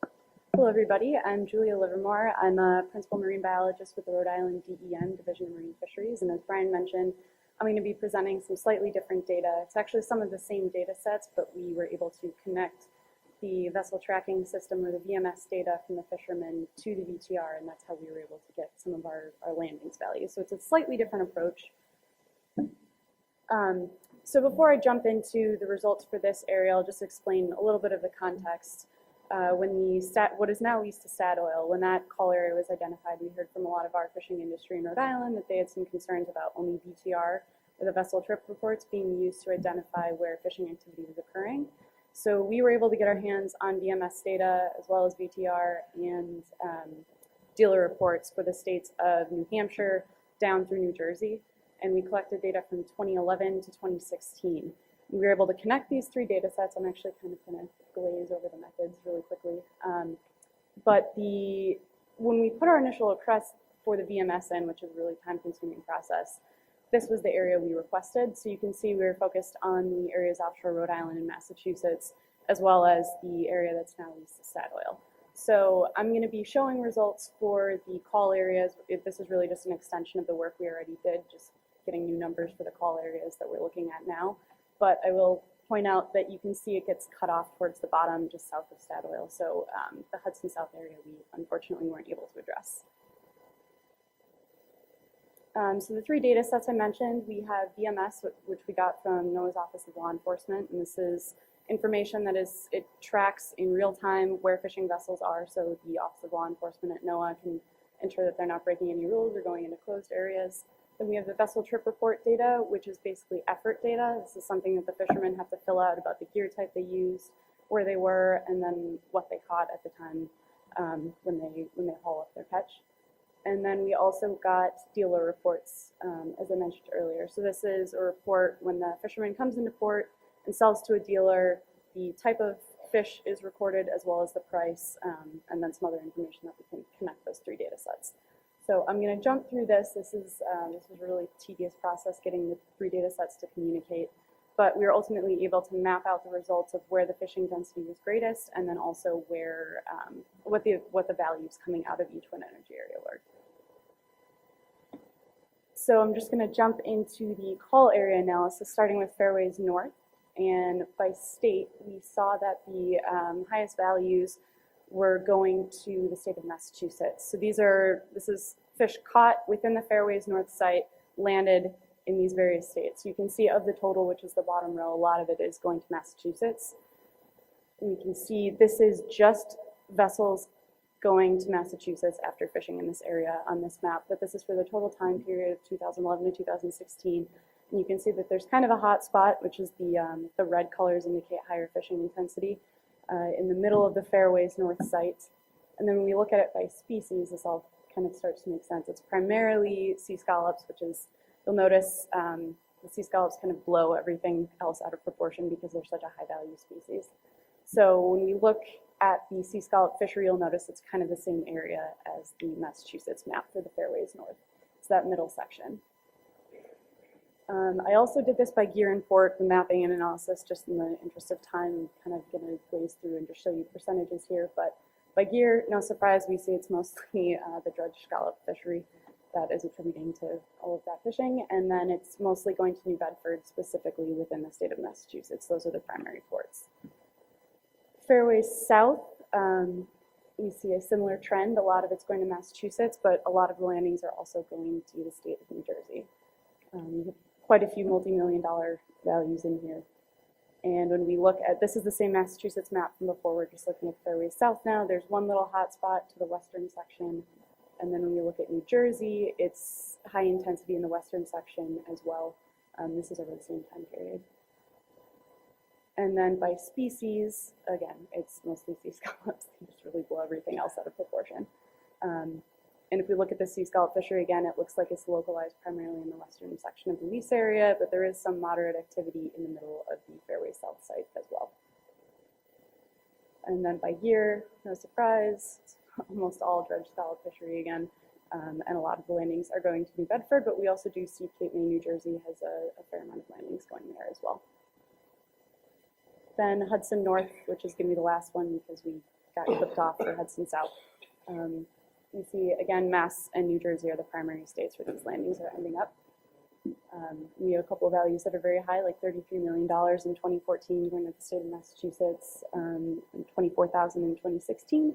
And then in New Jersey, those same years has $13 and $16 million. So this is the same map again of Massachusetts activity. It looks like it's localized to the northern section of the lease area. But that's just because we're only looking at the vessels going to New York. Some of these vessels are also going to be going to New Jersey, so that's why the activity may be a little bit different, even though we assume it's going to be the same species driving this. So New Jersey activity is a little bit further to the west, which makes sense just due to proximity to the state. You see a lot in the going just off the eastern end of the Statoil lease area, and then further south towards the towards Hudson Canyon. And then by species, again, it's mostly sea scallops. We see a couple of very high values in there in 2014 at $49 million, and in 2016 with $44 million just in scallops. Then for the squid mackerel butterfish fishery, we also have $1.4 million in 2012, and then close to $500,000 in 2016. And then the summer flounder, scup, and black sea bass fishery management plan, we also have $1.2 million in 2016. And again, this is all just commercial fishing activity. I know the state of New Jersey has some concerns over summer flounder stuff and black sea bass from a recreational standpoint. And unfortunately, we don't have DMS data for that, so I can't address that here. And then just looking at the mapping, we see it's kind of similar concentration. The sea scallops overlap a lot with both the Massachusetts and the New Jersey areas, and that all makes perfect sense. And then this is just 1 year at a time. Usually you would expect to see a lot of interannual variability, but it seems like it's fairly evenly distributed activity until you actually add it all up. So each year there doesn't seem to be a ton of differences, except for 2016. There are a couple hotspots that show up. And then for the squid mackerel butterfish fishery, it's fairly evenly distributed as well. I don't know if there are any specific hotspots that they're catching things within this lease area, but I think there's fishing throughout for this fishery management plan. You kind of see that in 2012 and then also 2016. And the same thing happens with the summer flounder, scup, and black sea bass fishery management plan. I think there's fairly evenly distributed fishing activity within this area, that it does add up to multi-million-dollar values in certain years. And then by gear type, again, it's mostly dredge scallop, and then the primary ports that these species are being landed in are Cape May, New Jersey, Point Pleasant, and then New Bedford yet again. So we're hoping to extend this and do it on a coast-wide basis at some point. That will depend on additional access to data sets, and then also it takes a really long time to process. Just the VMS request I put in was 37 million data points before we connected it to any of the other data sets. So it's a very lengthy process, but something we're hoping to do as other call areas come up in the future. And there are still some limits to this approach. Certain fisheries have no VMS or VTR coverage. For instance, I didn't mention lobster a single time, and that's because they don't have those data requirements. So that information needs to be collected in a separate manner. And then there also are limitations in the older data, as VMS is a relatively new technology. For instance, the squid fishery is what we deal with primarily, and they didn't have requirements for this until 2014. So some of those earlier years, it's not complete coverage. So we'll continue to try to get newer data and update as possible. I'm hoping to put all of this together into a technical report by the end of next week. It's going to be brief. I'm just trying to make it available to the public as soon as possible. But we'll be posting on the DEM webpage for anyone that wants to access that information. And if anyone wants the actual raster files as well, please just shoot me an email at the address up here, and I will be happy to share those files with you via file transfer. Thank you. All right, so some good detailed presentation and data on fisheries. Task force members, questions for our two presenters, comments around fisheries, whether it's commercial or recreation.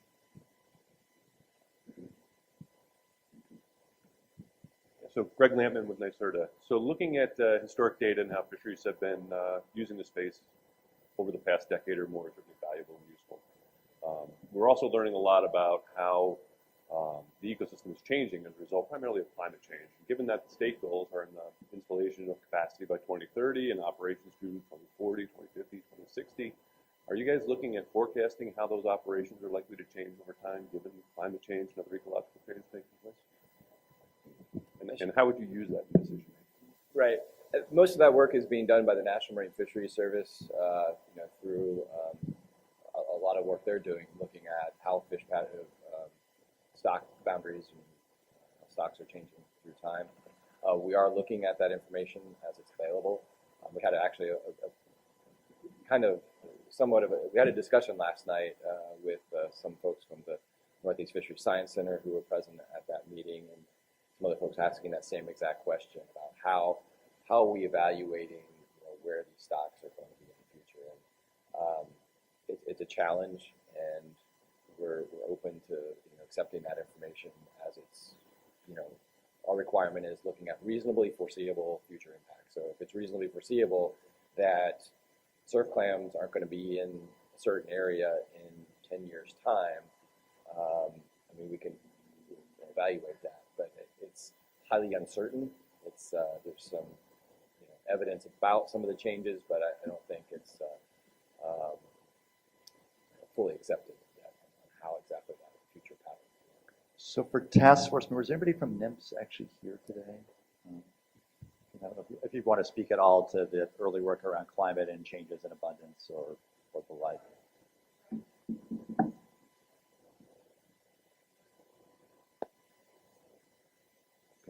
important. I think last night the comment was it's kind of early, it's a work in progress, we have a lot to learn. It's not like 6 months from now we'll know a lot more. We're early in figuring this out among everybody for a variety of reasons. Other questions? Great question. Other questions about? Just curious as to when you think you'll have the data on Hudson South as you had on the other one. That depends on how fast my data requests get approved. So other states have to approve them before I can actually gain access to download them. And then processing time, I honestly have no idea how long it'll take. The first round took well over a month of just my computer running. So hopefully soon, but I don't really know yet. It really depends on when I get approval.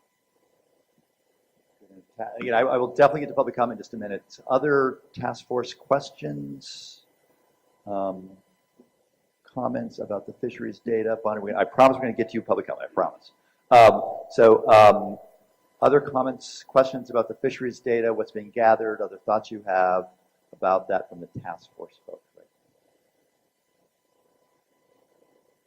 Right? Okay, more to come and lots more discussion to be had, and complicated overlays and conflicts between different kind of deer types and fisheries that all have to be sorted out in these areas that are quite complicated. So obviously very important to people's livelihoods. Okay, thank you. Great. All right, we're about to get to public comment. So public input, I should say. So I think Russ Bob, where's Russ? Great. Russ is just going to give us a few comments from the New Jersey Department of Environmental Protection, Manager of Marine Fisheries, around stakeholder engagement. We want to give him a really chance to say a few words. And I'm going to, in the meantime, grab our list and get us going for public input.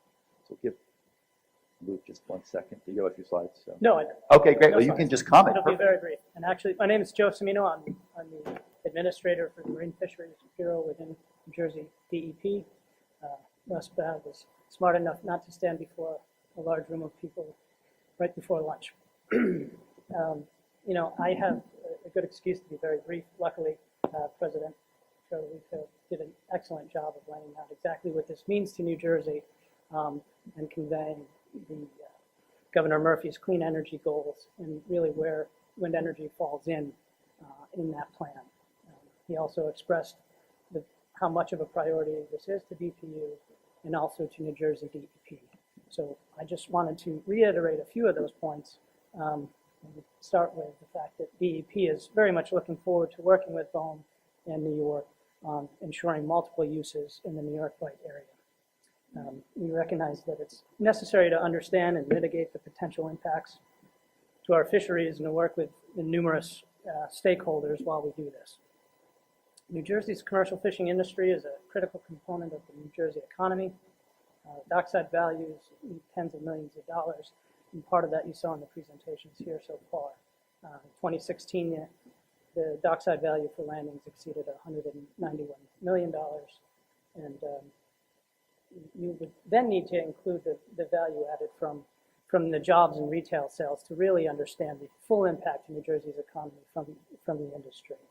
If you add to that the fact that the commercial fishing industry employs about 45,000 people, combine that with New Jersey's recreational fishing sector, and New Jersey's harvest of marine resources contributes to over $2.5 billion annually. That's really why we asked for a few minutes today. Our major concern is that reduced access to these areas can have a negative impact on the fisheries economies and therefore New Jersey's economy. It's critical for us that the fishing communities are engaged early and often.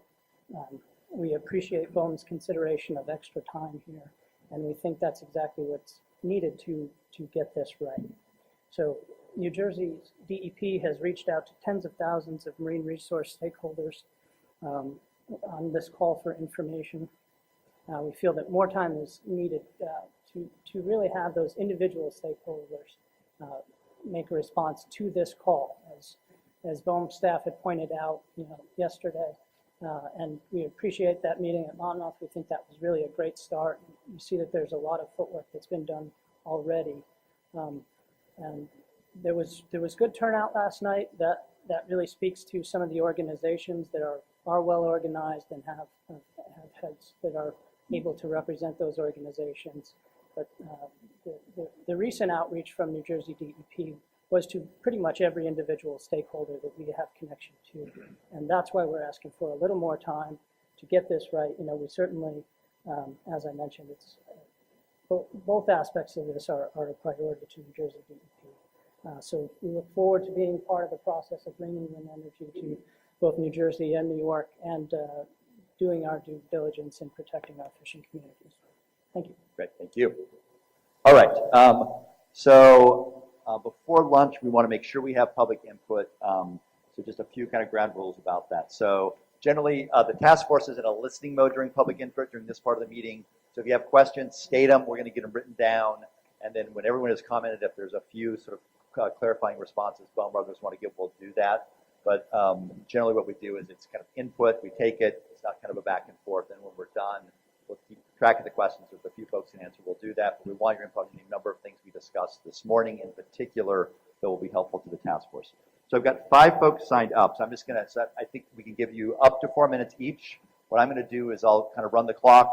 And then at about 3 minutes, 30 seconds, if you're not done, I'll stand up. And that'll be your signal that you have 30 seconds. Then when I get approach you and get close and friendly, that will suggest time to wrap up. So I've got Edward Kelly first, and I'll bring the mic to you, by the way. Edward Kelly first, then Bonnie Brady second, Annie Hawkins third, Peter, I'm going to probably mispronounce your last name, but Peter Himchuk fourth, and I've got Brian Vahey fifth. Okay, so up to 4 minutes each. You don't have to take that, but if you want to, you can. Time signal 3:30, I stand up, and then about 4 o'clock I'll ask you to finish up for the next person. So, and again, just state your name and affiliation if you can as you start. So Edward, where are you? Great. Let's bring your mic right now.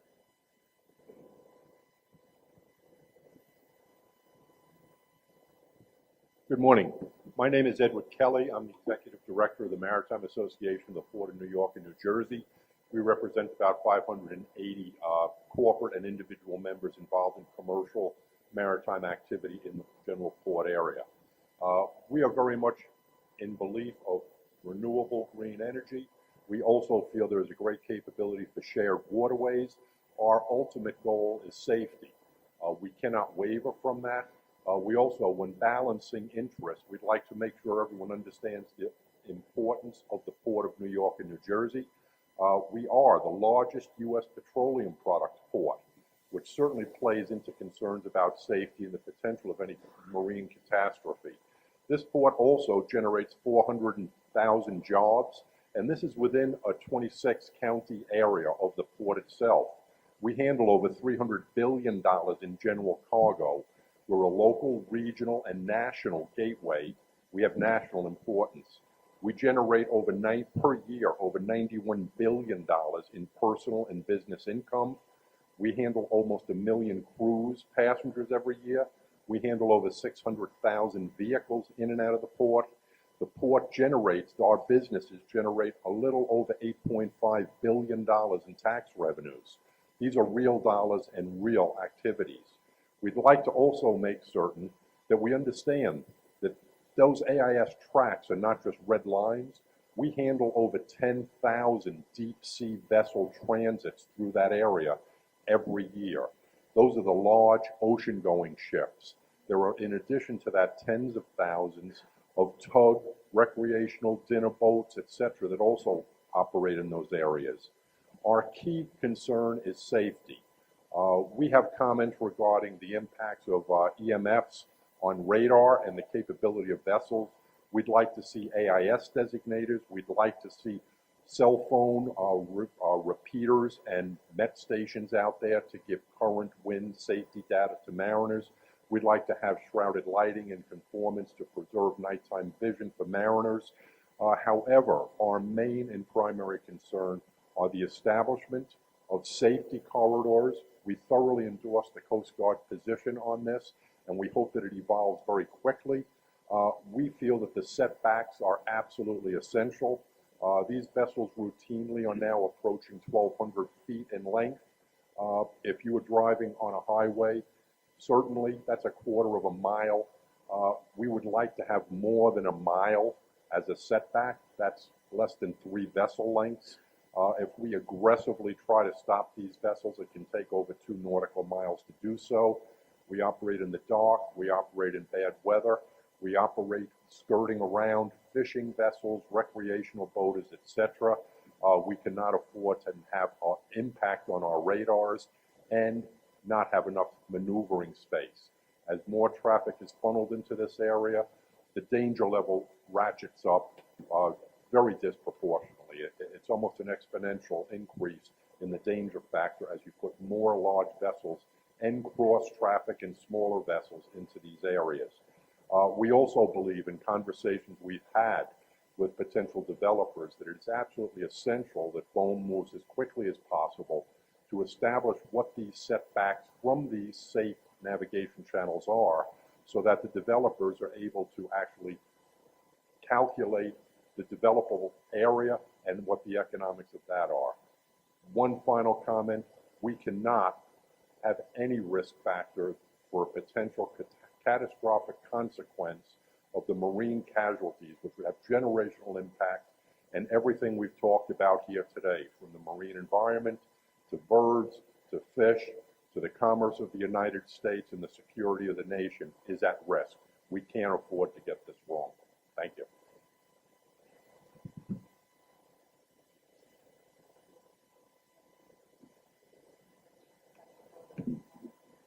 Hello all. Sorry about that. For those of you that I haven't met, I'm Bonnie Brady of the Long Island Commercial Fishing Association.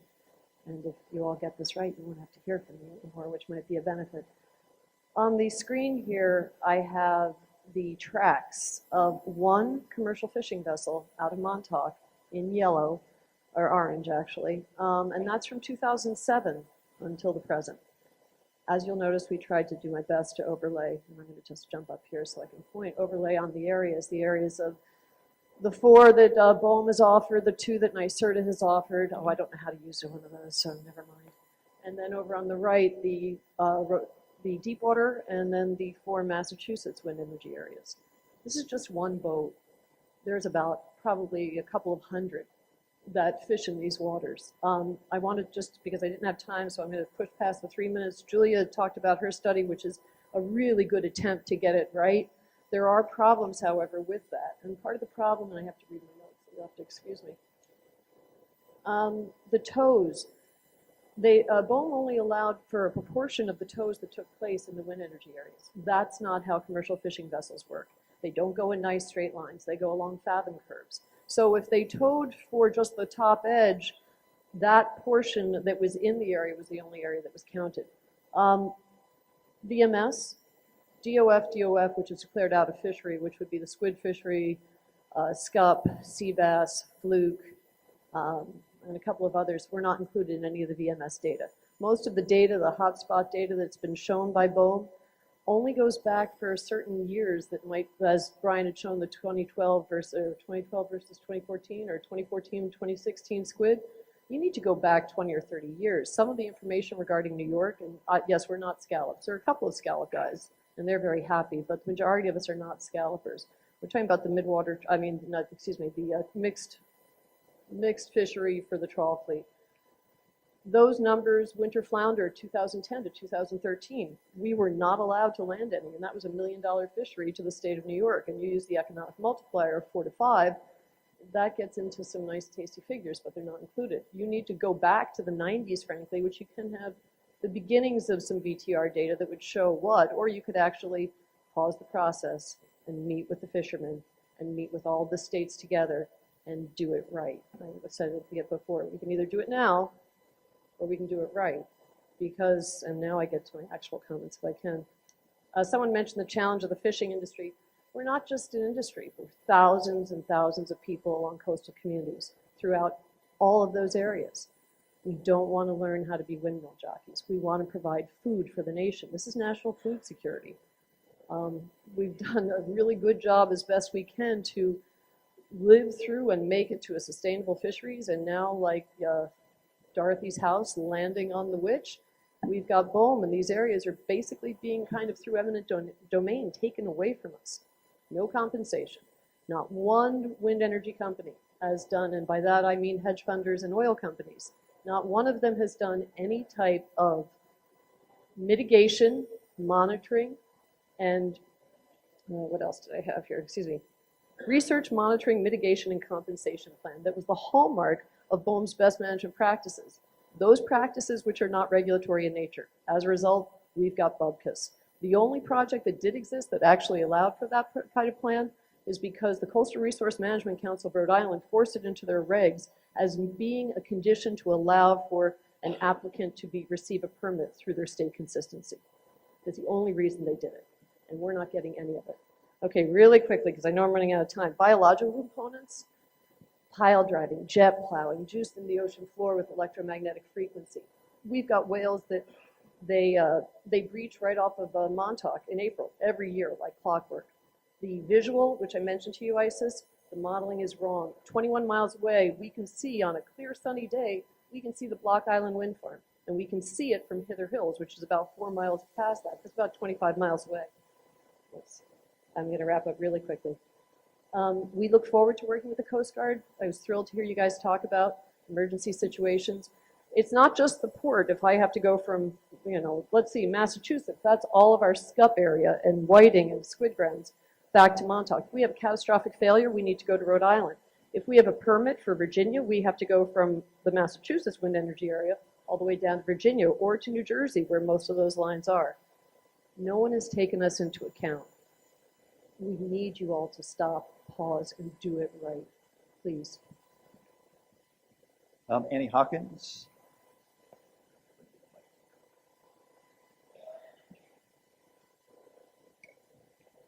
Hi, I'm Annie Hawkins with the Fisheries Survival Fund. We represent the majority of limited access scallop permit holders in the offshore federal fishery.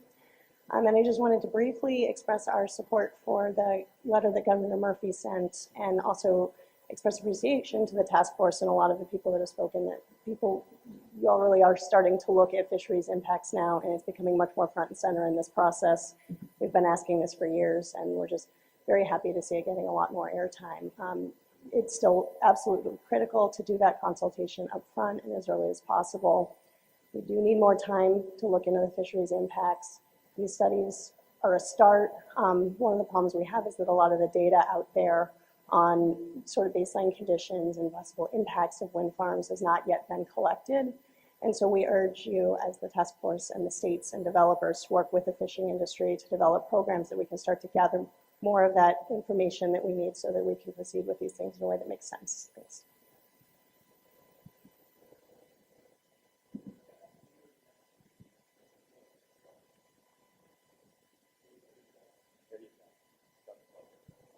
Okay, thank you very much.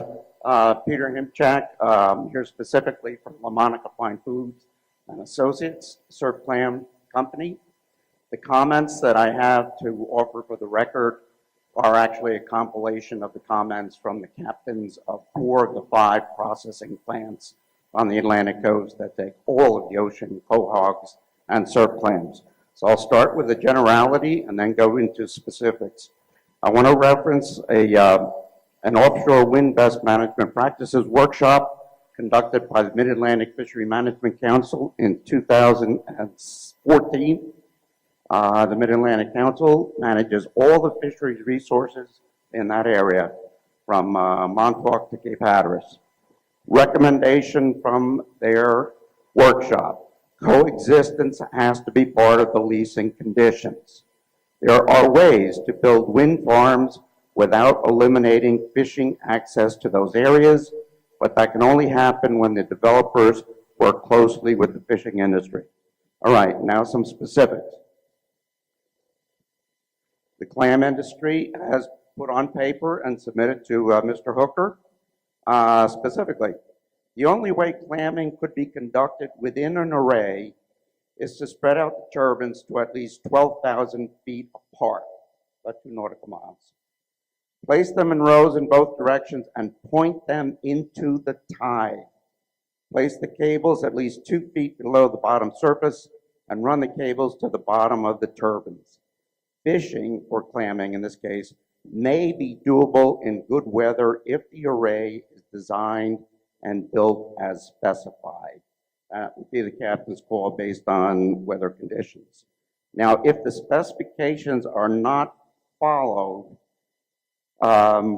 you're creating essentially a marine protected area which would essentially exclude the clamming industry from working within the array. The Mid-Atlantic Council would not support a marine protected area where the surf clam resources are located. So we're following what's happening up in Massachusetts very closely. Not happy with the way the specifications are going. They're running counter to everything we're suggesting. We have the benefit of maybe coming in third in this process. But again, you would be effectively creating a marine protected area to the exclusion of the clam industry. And of course, you're going to pick sandy areas where all the clams and cohogs are because that's the easiest place to put the turbines in the bottom. So we need coexistence. We have specifications. Thank you. Peter. Brian is next.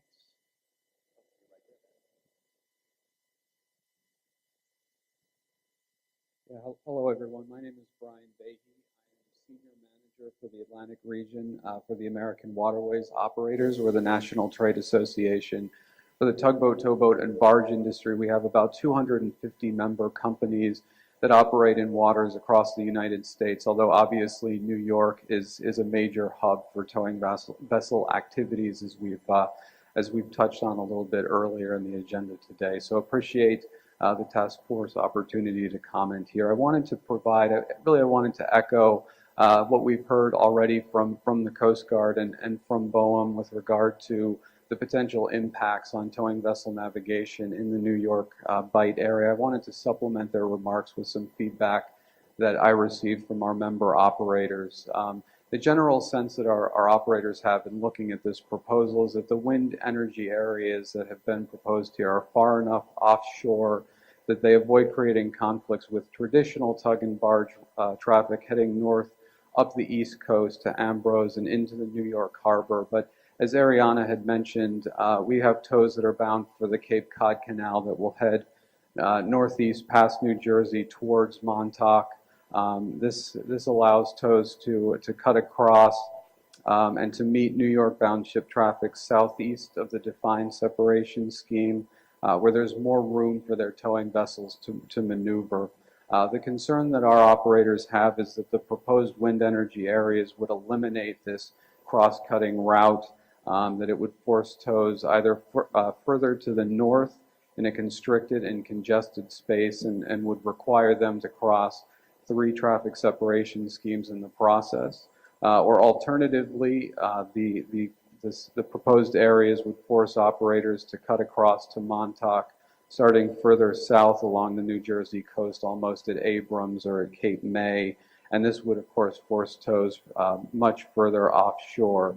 And as the Coast Guard had mentioned, during certain weather conditions, this would not be an option that towing vessel operators would pursue for safety reasons. So going around the proposed areas in either direction provides some really some serious safety risks for our operators. And so I would close just by saying we appreciate the efforts of BOEM to reach out to the towing industry and to continue to get perspective from our operators. Certainly appreciate the great work that the Coast Guard has done in representing navigation interests at these sorts of meetings. I would say that AWO is very much in support of the Atlantic Coast Port Access Route Study and the creation of navigation corridors that could help ensure safety as we look to how to best manage these shared waterways. So thanks everyone for the opportunity to comment. All right, Catherine. Thank you.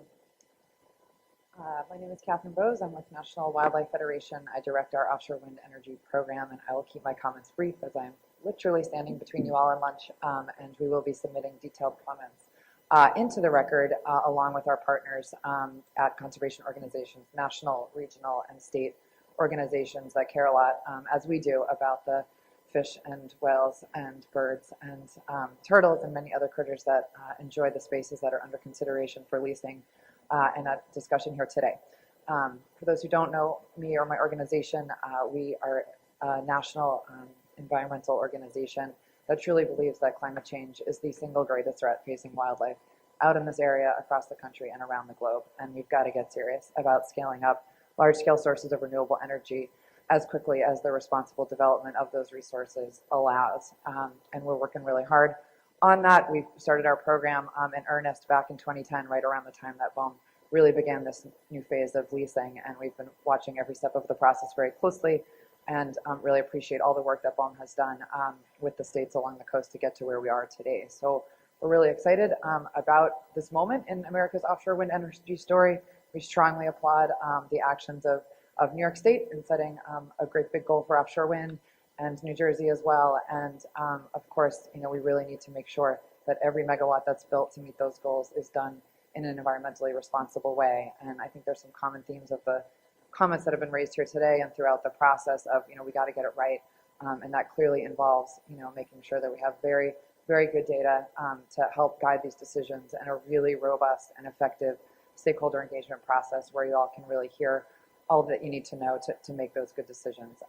A species of great concern to us, of course, as has been mentioned already today, is the North Atlantic right whale as an example of a species that uses the area, but when designed well, can be protected in the process. So we want to find those points where the marine resources that we care so much about can coexist with offshore wind development in a sustainable way. And so, really just want to applaud all the work that has gone into getting us to this place, the work that's going on today, and then a big thanks in advance for all the hard work to come to really make sure that we do get it right, because we need to get it right and we need to do it. Thank you.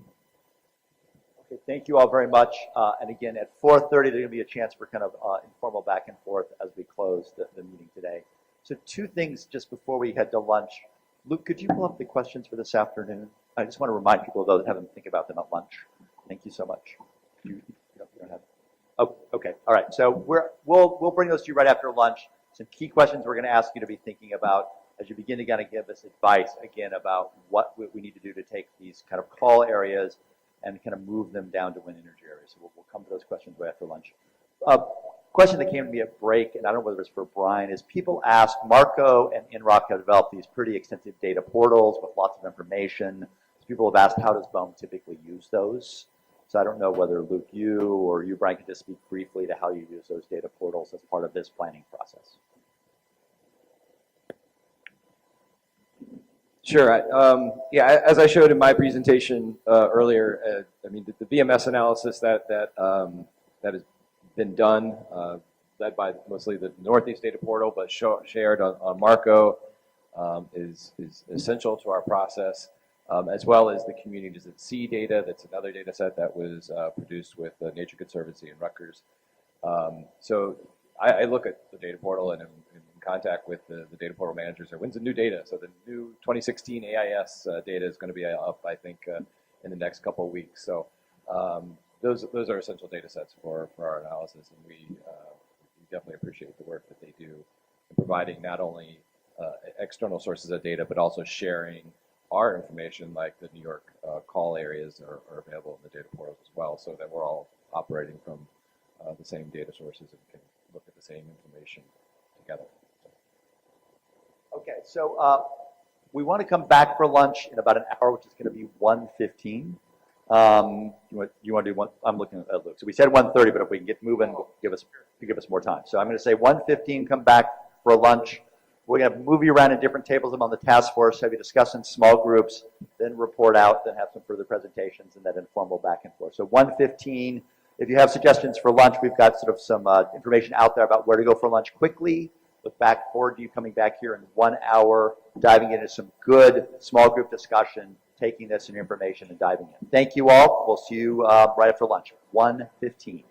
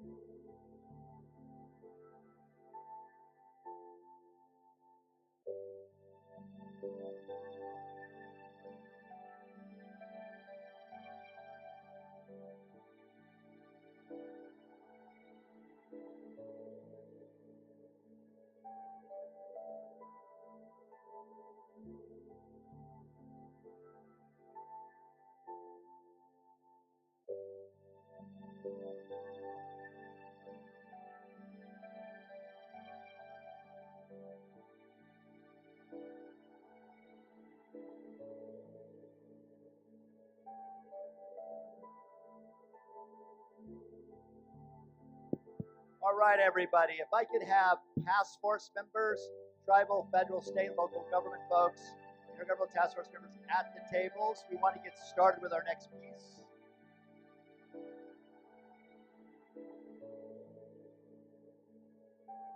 All right.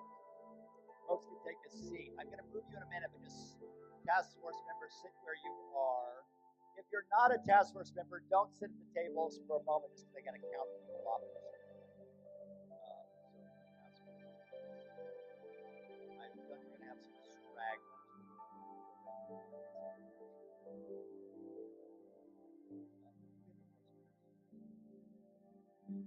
All right.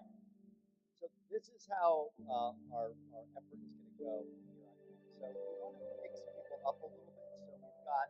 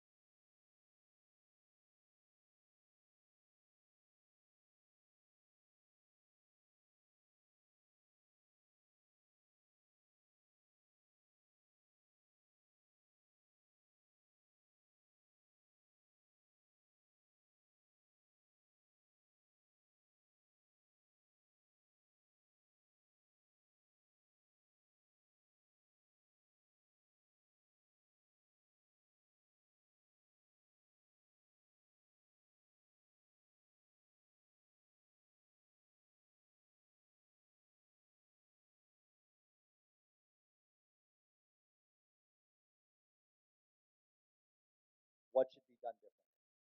And I want to kind of just see if there's one comment per table. We'll go through all 8. And if we missed a key point on that first question, we'll go back around if we need to. We'll maybe have a bit of discussion. We'll go to question 2. So again, on that first question, I'm going to turn to table 1. One point your table talked about regarding anything BOEM's doing well or things that BOEM needs to change or do different in terms of data and analysis. Yeah. Table 2. So on the first one, we took a somewhat different tack, and we had a conversation around goal setting. So thinking about how many megawatts how many megawatts neighboring states. And so looking at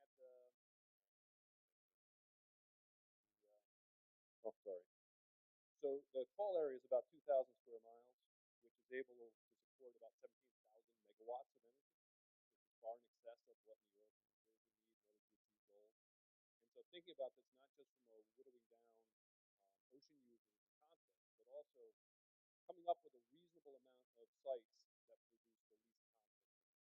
So setting a goal, a megawatt goal, or some kind of a capacity goal or a spatial goal would help frame the discussion around not wires being moved, but relative to each other, which ones present the least conflict. So that was kind of the first piece of it. Think about the data. All right. Table 3, 1 point on the data. Should I go back? Okay, they're ready. Oh, wait, no, they're ready now. I'm ready to go. I don't. One thing I'll call out is there's a lot that are written down for national park data, is that the vessel monitoring data is only from certain fisheries, and we need more data as to where the fishermen go, what they fish, and what.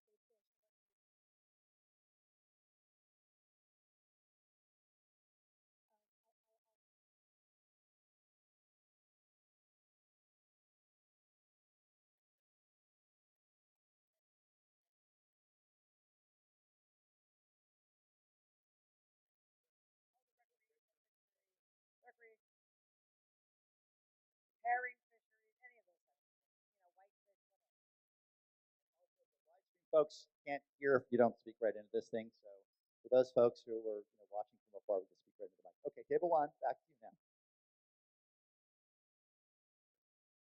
So our table would like to see more climate data, lobster data, batch data, and they really appreciate a regional approach that we're starting to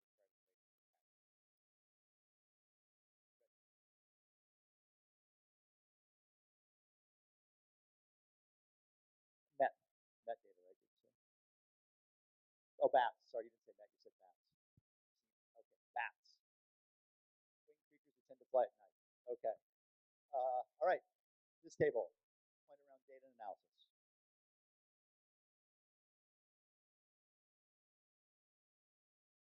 Thank you. Speak right, yeah. Except for we agree with the other tables, but we also were saying that data from other fisheries, that if it's out there, we need to make sure we get that. And we also need to make sure that we're taking into account anything the Corps of Engineers have. I know you're supposed to oversee subcommittee, but really scour through, especially for the North District, to make sure you're getting the data out there. And data in particular that you're thinking of from the Corps would be, which kind of data the Corps might have? Sediment data. That would be the big thing. And the last thing is to make sure that we look at the data that was produced in the New Jersey Task Force, that was done for birds, bats, avians, seals, fish, when they did their summer. Good. Terrific. Thank you. Okay, this table here, additional thought on data analysis? I tried to not let phone folks talk, but they forced me. It's okay. So in terms of the data, we had some discussions about needing more information on shifting fisheries and cumulative analysis. It was thought that, again, a more ecosystem-wide approach as opposed to sort of a state-by-state approach would also be helpful.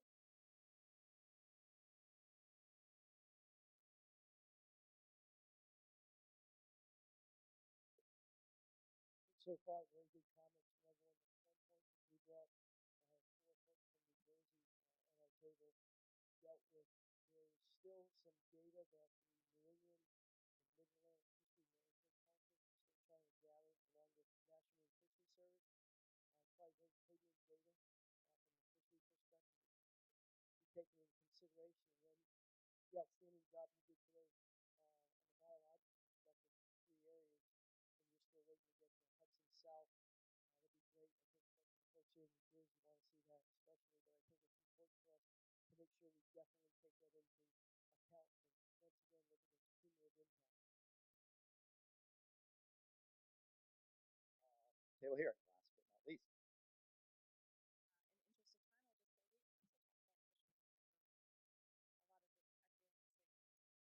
the interest of time, I'll just say we also talked about fishing a lot of it. I feel like basically it's going to take a lot of different groups of So of the first question around data analysis, we covered a number of really good things, from fisheries to kind of the regional approach, to a number of other questions around sort of lacking certain sort of vessels monitoring data for certain fisheries, a number of things. Is there any data point your groups discussed that wasn't said in our APS reporting? Okay, well, I wanted to hear a few more if we have them.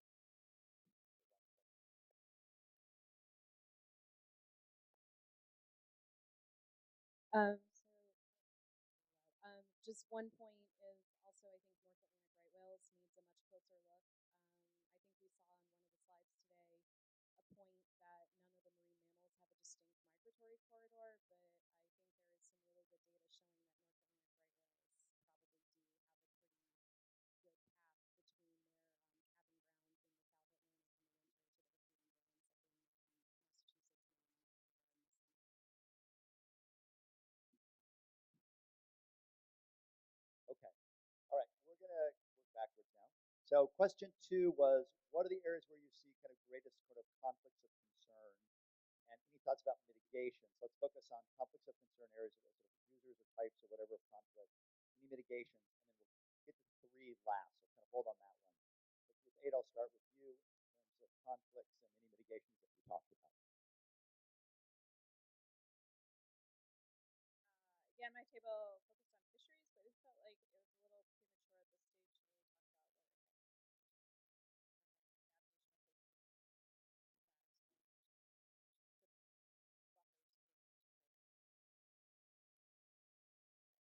buffers for support.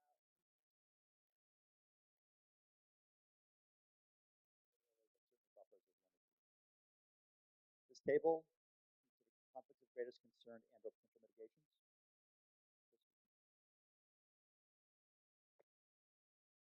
We took a higher level of just safety first, whether it's safety of navigation of fishing vessels, tankers, container ships, tugging barges, and it was just taking into account that overall safety.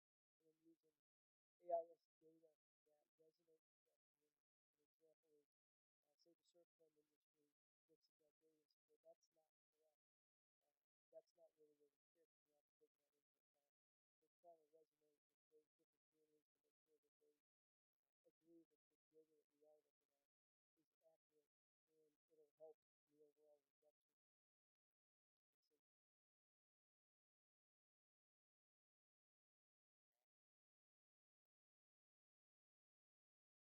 We also talked a lot about fishing and navigation. Some of the interesting things that came up were identifying important routes from fishing areas back to ports, because fishermen come back when the weather's bad, not when the weather's good. So that was something that was important that we consider. And I think there was sort of a general consensus that there really needs to be time, added into the process to be able to analyze all the data sets that are available to ensure that we're really moving forward in the process now.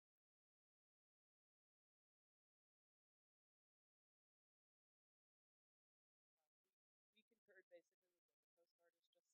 One of the things we had thought about was maybe if there's a way that in this case, there's a big hole in one of the major traffic zones, but would it be important to talk to any of the captains, some of these larger vessels that come in and out of the port, and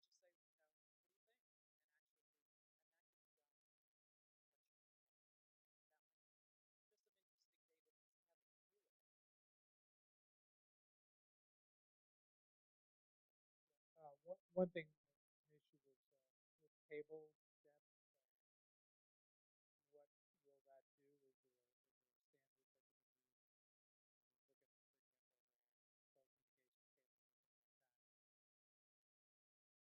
something like that? What problems will that create? Again, it's hard to pick, but I'll pick this now. So, first how significant the gaps are, and that was pointing and then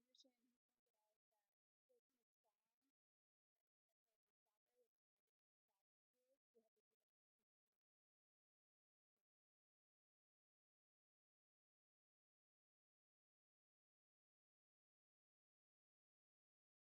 We have to take up For question 2, we talked about how in some ways some of the bigger conflicts are easier. If the Navy says you can't go there, it gets knocked out. If the Coast Guard says absolutely not, that gets knocked out. It's the fuzzier areas that present more of a challenge, um, and the greatest level of concern. And we spent a lot of time talking not just about specific things to analyze, but about the need for more outreach, more education, more dialogue in order to start getting at pulling apart some of these fuzzy issues. That it's not just the data, but it's about the people involved in all of it. We also spent a lot of time kind of circling back to the first question, talking about kind of cumulative effect analysis and are we identifying the best areas or are we really just kind of identifying the least worst and how to get at the best. Anything to add from the table? Okay. All right. Stephen, you've had plenty of time. You ready? Oh, okay, good. So our table discussed developing potential guidelines and or best practices on 2 particular areas. The collaboration between developers for adjacent leases, looking at a more regional approach, and then guidelines or best practices for site design. All right. Yeah, so other points in question 2 that we missed. So Luke, there's a point over here. Thank you. One of the things we did discuss too is just the general feeling in our contacts with the New Jersey commercial fishing industry is that they don't feel like they've had a legitimate bite at the apple. And at the same time, we hear that despite the fact that you can put comments in throughout this very long process that BOEM has to adhere to, we have heard time and time again that this is the most important time to get your comments in. So what we would like to see and what we're suggesting is that if you just look at some of the activity that's happening at the regional councils like the Mid-Atlantic Council, their staff is scrambling right now to work with the Science Center to put together a lot of the good data that we saw today that could really complement things, but would be a concerted effort, a transparent process like we started last night to have maybe a few more meetings in New Jersey at some of the strategic ports, Point Pleasant, Barnegat Light, Cape May, and essentially have an open conversation. I have yet to run into a commercial fisherman who said we cannot have windmills in the ocean. They haven't said that. So maybe I'm naive, but I really do believe some of the guys we've talked to that there's a way to deconflict the site ultimately. So I think there's a path forward. I just think it seems very rushed right now. We have the RFF out, this call, and when you have every agency that's involved trying to provide comments, all running like crazy, dropping everything else they're doing, it just seems like the best way to mitigate this would be to slow down, and maybe we wouldn't have to mitigate it.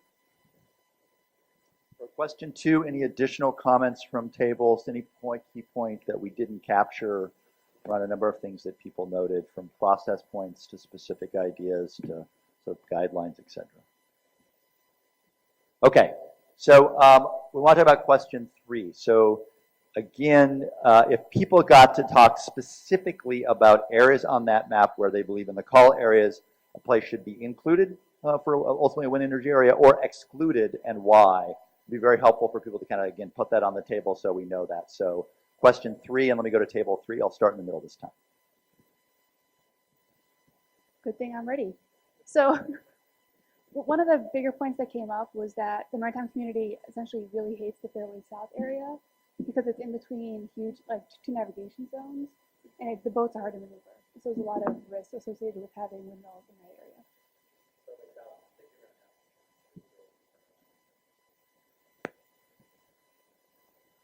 This table?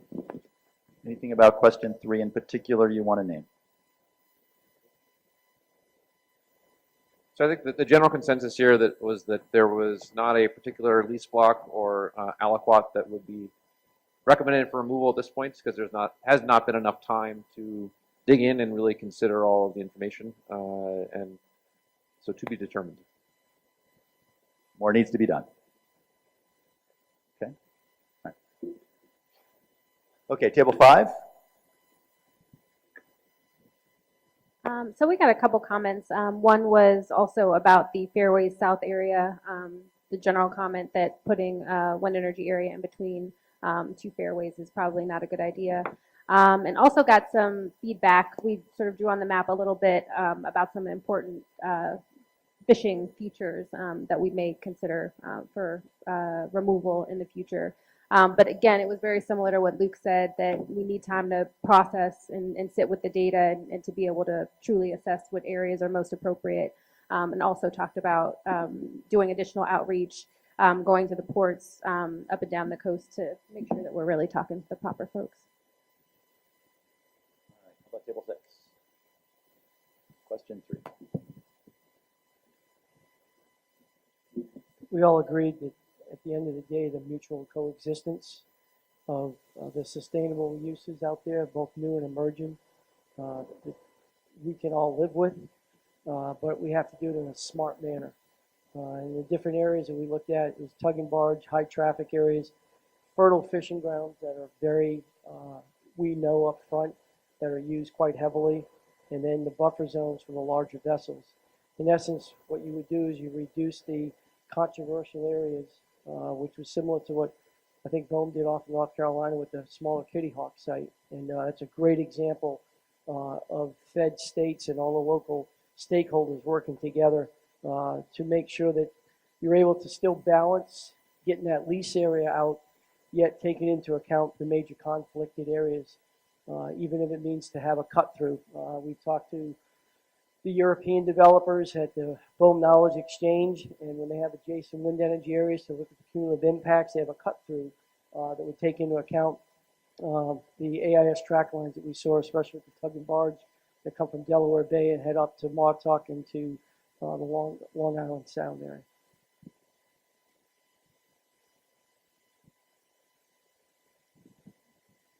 Our table was also recommended removal of Fairway South because of the number of conflicts previously discussed. Also, there's a lot of cables there, which makes it more difficult, and concrete mattresses would have to get put down. We also, again, will emphasize ACPAR's marine planning guidelines being implemented, so there's appropriate buffers for safety. And then also buffers in between the wind energy areas, which can help take care of some, maybe there'll be natural transit routes that will address that concern. And then also give distance between the developers. All right, we'll make. So our table was unable to reach a consensus, but we did want to stress just the importance of the regional nature of this area and then make sure that we reach out to all stakeholders.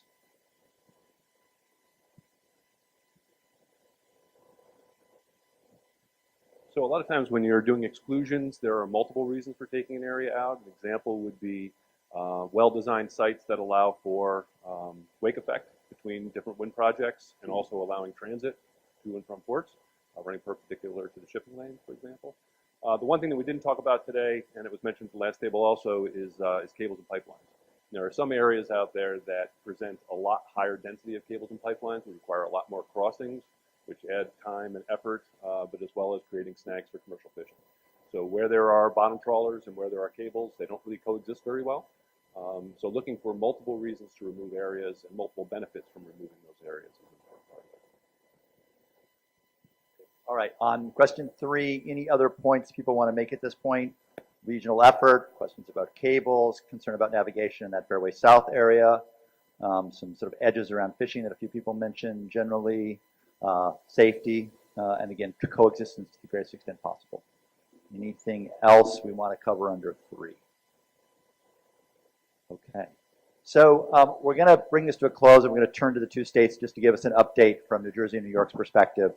But is there any other final questions or any reflections or any synthesis across the discussion we just had that people want to note as we begin to wrap up? And I think it was a very rich discussion, so I hope that people found it very useful.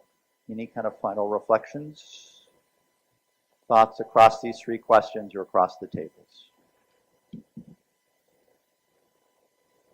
Okay, so I generally heard more data, multiple sources of data, regional approach, and not necessarily from all, but from some is more time to take all that data and engage with stakeholders and try to figure out together. So I think that's kind of the general feedback I pulled from the very specific and really good comments. Okay, so what I'd like to do is, BOEM folks, I want to make sure that Rebecca gets your notes from your note sheets, as well as any maps you drew on as well that will be helpful, so we can have those. So just make sure at break in 10, 15 minutes, Rebecca just raised her hand, we can actually have those. So what we're going to do before break to keep things moving is we just want some updates from New Jersey and New York. And if Luke could be kind enough to help set up the PowerPoints, what I'd like to do is first, I think, have Paul Flanagan. Where's Paul? Paul, come up. Paul, we'll get your presentation organized. We'll then hear from New York from Doreen and Greg. And then what we'll do is we'll take a break after that. So people can kind of stay sat or where you are. I think it's probably fine just to kind of keep things moving. And Luke, if we could get New Jersey's slides pulled up, that'd be terrific.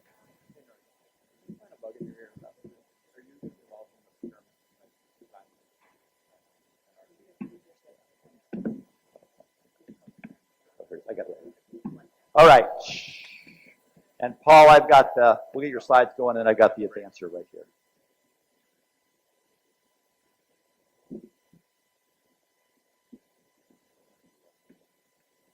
All right.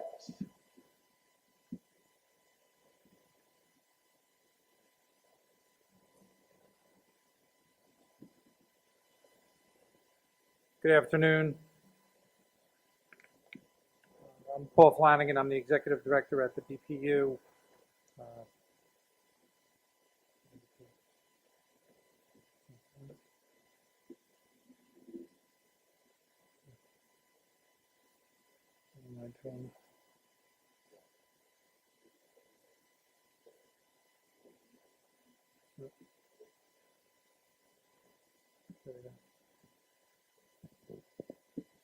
I want to talk a little bit about Executive Order Number 8. As was mentioned earlier, Governor Murphy issued this order, and under his administration, offshore wind is a big part of his clean energy agenda. So the New Jersey BPU, in conjunction with some other of the state agencies, is responsible for implementing the OWEDA, which is the Offshore Wind Economic Development Act. And the governor has a goal of 3,500 megawatts, 1,100 of it to be done in a first solicitation. We are in the process of doing that because the economic regulation is from the BPU. That's basically what we're doing, and the stuff that a lot of what I'm going to talk about. As I think President Fiordaliso mentioned earlier, yesterday we had a meeting on the OREC, which is the Offshore Renewable Energy Certificates, which is the method that we're going to use to pay for the offshore wind when it's put in place.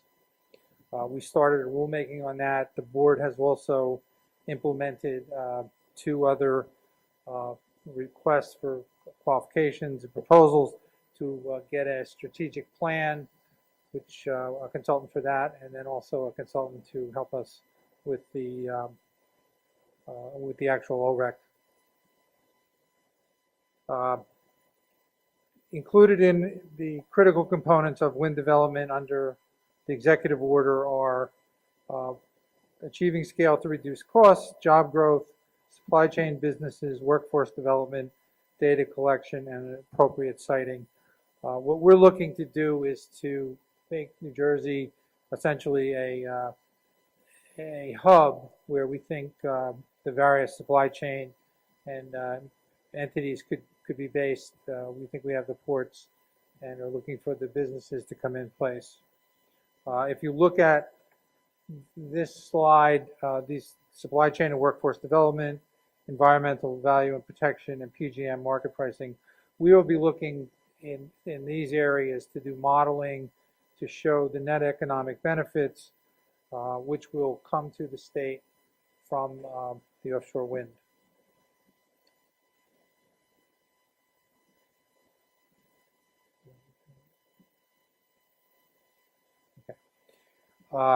Again, from the executive order, the OREC funding mechanism is our method of paying for this. There have been a number of discussions previously under OWIDA. There was a discussion of having a clearinghouse. We are currently in the process of developing a rule. We had a stakeholder meeting yesterday, as I mentioned. One of the current proposal would be to have the funding go through the electric distribution companies. We have probably over 150 third-party suppliers who supply energy, and all of it goes through the pipes and wires of the 4 utilities. So from a scale process, we think it makes a lot more sense to have it done that way. So we're in the process of doing that. We took comments yesterday. We will be developing a rule which will go to the commission and then ultimately be published, and then there'll be an opportunity for formal comments from interested parties on that before it gets adopted. We're hoping to have that in place by the end of the year. So we'll see about that. These are the lease areas. Let me skip that one. Okay, this is what we have already developed, and as I think was mentioned in the discussion,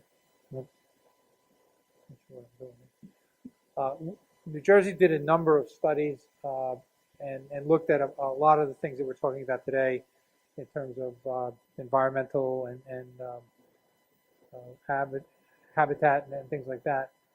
These are the lease areas that have been granted. We have 2 entities that are in there.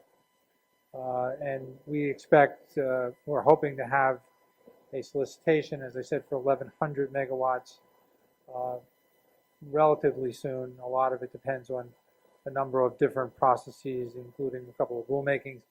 But once we get that done, we expect that we will have bids. And part of what we're looking for in a strategic plan is a number of items, whether or not there should be minimum bids and how that should go. Whether some of the issues raised yesterday was whether it should be allowed for one entity to get the entire solicitation, or whether you require competition.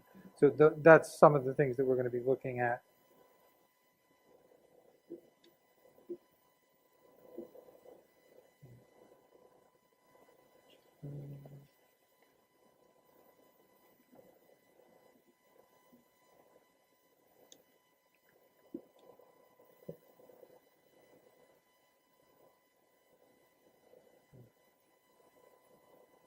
Okay, these are a number of the studies that we did. I'm not going to read them off, but these are various studies that we did. A number of them were with Rutgers. We've looked at all of these things. As you can see, some of them go back to 2010 when we put those in place before these leases were put out there. And I think one of the things that I would mention in light of our request for an extension is, and the various discussions here, we think it's important to, as somebody earlier mentioned, to do this right, not to necessarily do it fast.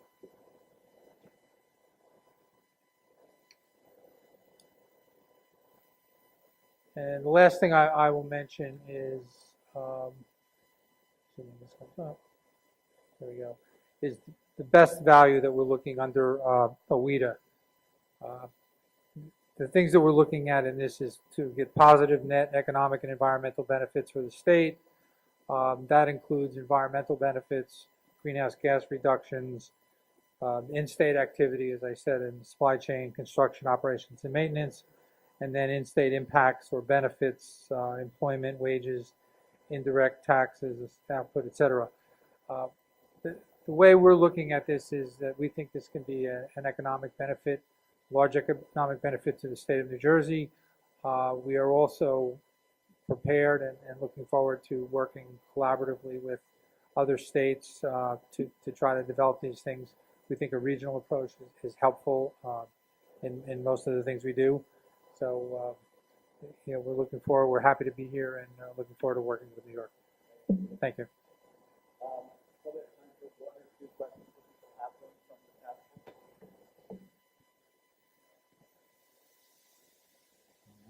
Great. Thank you very much. Thanks. Really appreciate it. Okay, New York. I think Doreen and Greg, if we could have you come forward, we're going to have you guys do a presentation. Doreen, great. She's going to cover it. Terrific. And we'll have that. See if there's a quick question. We'll take a break. Doreen, thank you.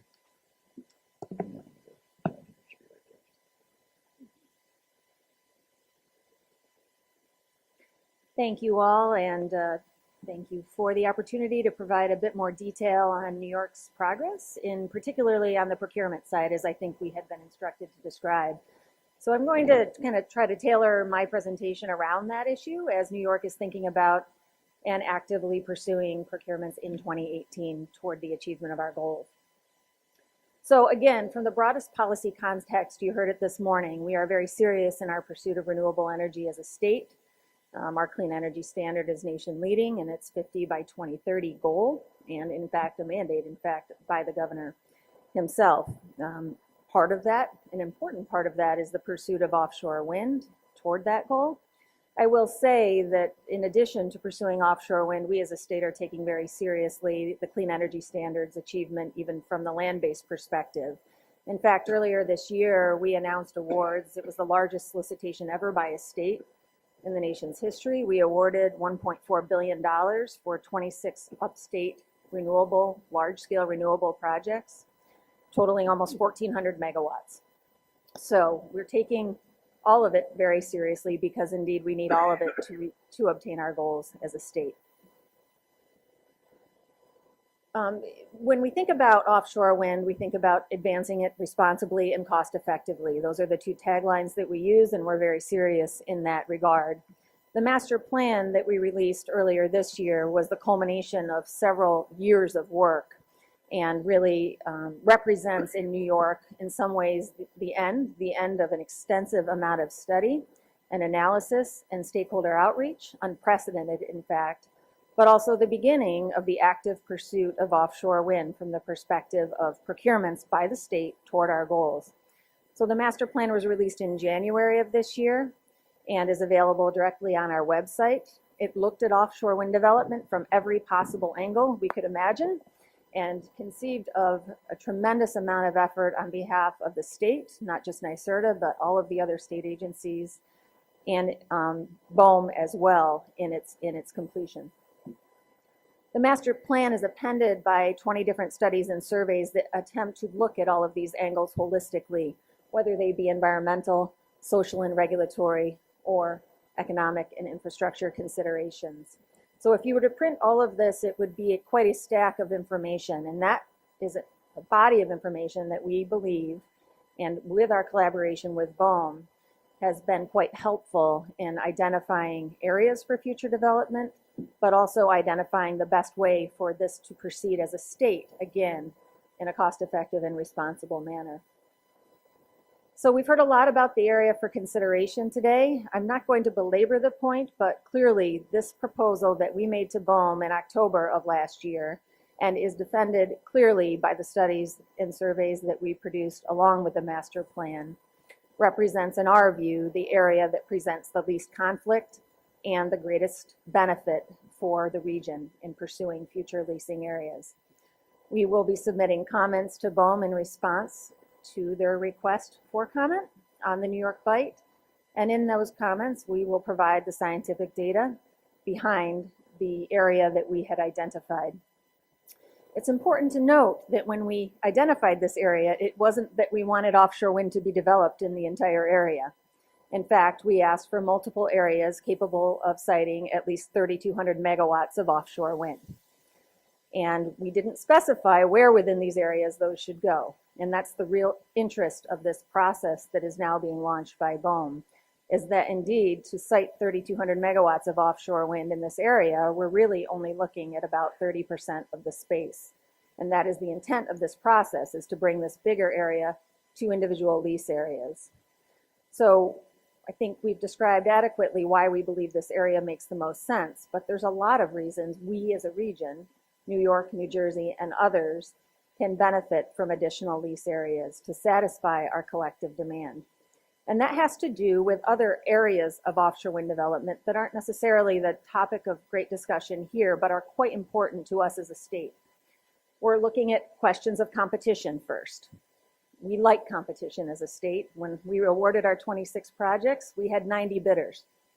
And through that competition, we see the best prices and the best projects that are delivered to our states and to our ratepayers specifically. We also think about this from the perspective of really building an industry.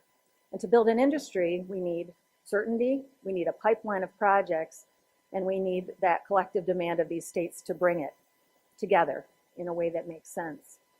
So to really bring this together in the way we want it to happen in the region, and I believe I'm hearing the same from New Jersey, is that we need more lease areas. And starting this process with BOEM, we're confident that we'll get there together. So when you put in your comments, I'd encourage you to look extensively at the studies that New York produced. We believe that they represent the best body of evidence that we have today, or we had at that time. Of course, there's new information that needs to come to light throughout the process. And that's really what we'll be looking to do over the coming years as this process unfolds. In the meantime, we as a state are advancing offshore wind significantly from the perspective of early development and early pursuit of procurements. And in fact, in this year's State of the State, Governor Cuomo announced procurements in 2018 and 19 of at least 800 megawatts of offshore wind. So while we're looking at new sites, we are ready to move because we realize that we honestly can't wait to achieve the goals that we have as a state. And to that end, we have begun a process at the New York Public Service Commission, the entity who oversees many of the implementation of many of these policies here in New York State. Concurrent with the release of the master plan, NYSERDA filed an options paper with the commission that looked at various aspects of offshore wind procurement, contracting, and really the execution of this 800 megawatts of offshore wind this year and next. The PSC responded by opening a regulatory proceeding. There's a docket that is open, and it is an open comment period right now, which explores NYSERDA's paper and looks at, again, the most cost-effective and reasonable ways to pursue this first phase of offshore wind procurement. So I'd encourage all of you to think about submitting comments in response to that proceeding, because this is a very important aspect of ensuring this responsible development occurs. You know, it's a unique collaboration between the federal and the state governments that we realize with its pursuit. And some of this will come down to the rules and the means by which we as a state procure offshore wind. So the paper lays out not only the structures, but the evaluation methods that we may utilize in selecting winning bidders, as well as some topics about the rules. What must the developers who win do? How may they accommodate some of these questions that have come up today, at least from the perspective of the state's participation? And as that's ongoing, we continue our work. We're not done by a long shot. We just announced last week the beginning of a 2-year campaign for MetOcean characterization. We're releasing up to $5 million for this public release of data that will result from this procurement, or from this solicitation, and allow these procurements to proceed with good information on all of the data that's available through our RFP.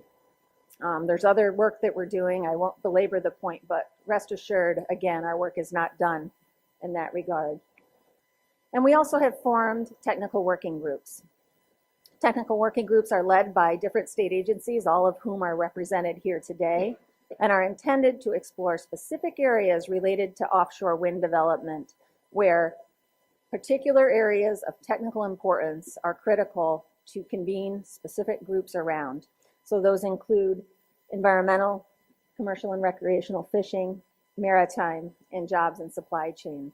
So if you have not heard much about them, I'd encourage you to reach out to anyone from NYSERDA, DEC, or DOS to learn more, as we consider them to provide critical input as we move forward through this process. So that's it from me. Thank you for the opportunity, and thank you for having us here in New Jersey. Great, thank you, Doreen. Quick question or two for New York State regarding their efforts. Okay, we're going to give you a break. So what I'd like to do is give you a break until 3:15. We're going to hear from the existing 3 developers, brief updates from them until 4. So 3:15 return, and we'll continue the discussion. Again, at 4:30, we're going to have an informal discussion with the public and the task force as we close the task force meeting. See you in 15.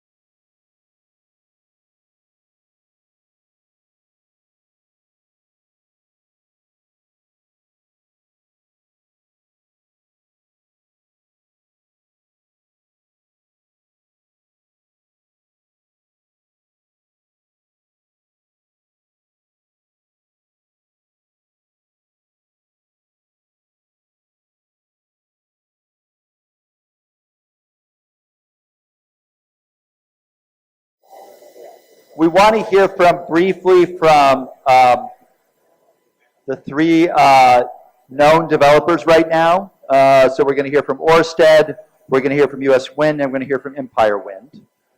Each is going to be given 15 minutes, and each developer can use that time to present and take questions as much or as little as they want, but I'm going to keep it kind of pretty fair and pretty concrete, so 15 minutes each at most. And then we want to talk about next steps, which Luke will cover. And then we're going to have we're going to kind of officially close the meeting with Jim and with Walter. And then what we're going to do is have that informal discussion for a bit among the task force and the public. So we'd ask the task force to stay for that because there's going to be questions and comments that I think everyone can benefit from. Okay, everybody quiet. All right, everybody ready? It's late in the day, I know. Geez, you act like you actually got caffeine or something. Okay, so first I'd like, Marcus, you're here.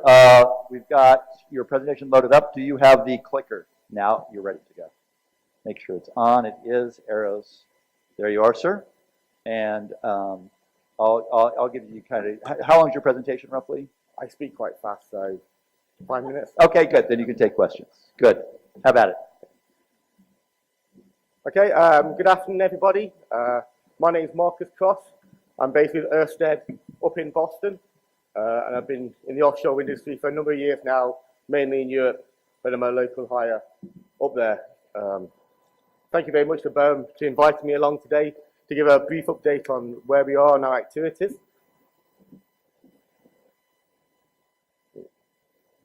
So as I'm sure most people know, Ocean Wind is a project that's off Atlantic City, approximately 10 miles, and we have the lease energy area OCSA 0498.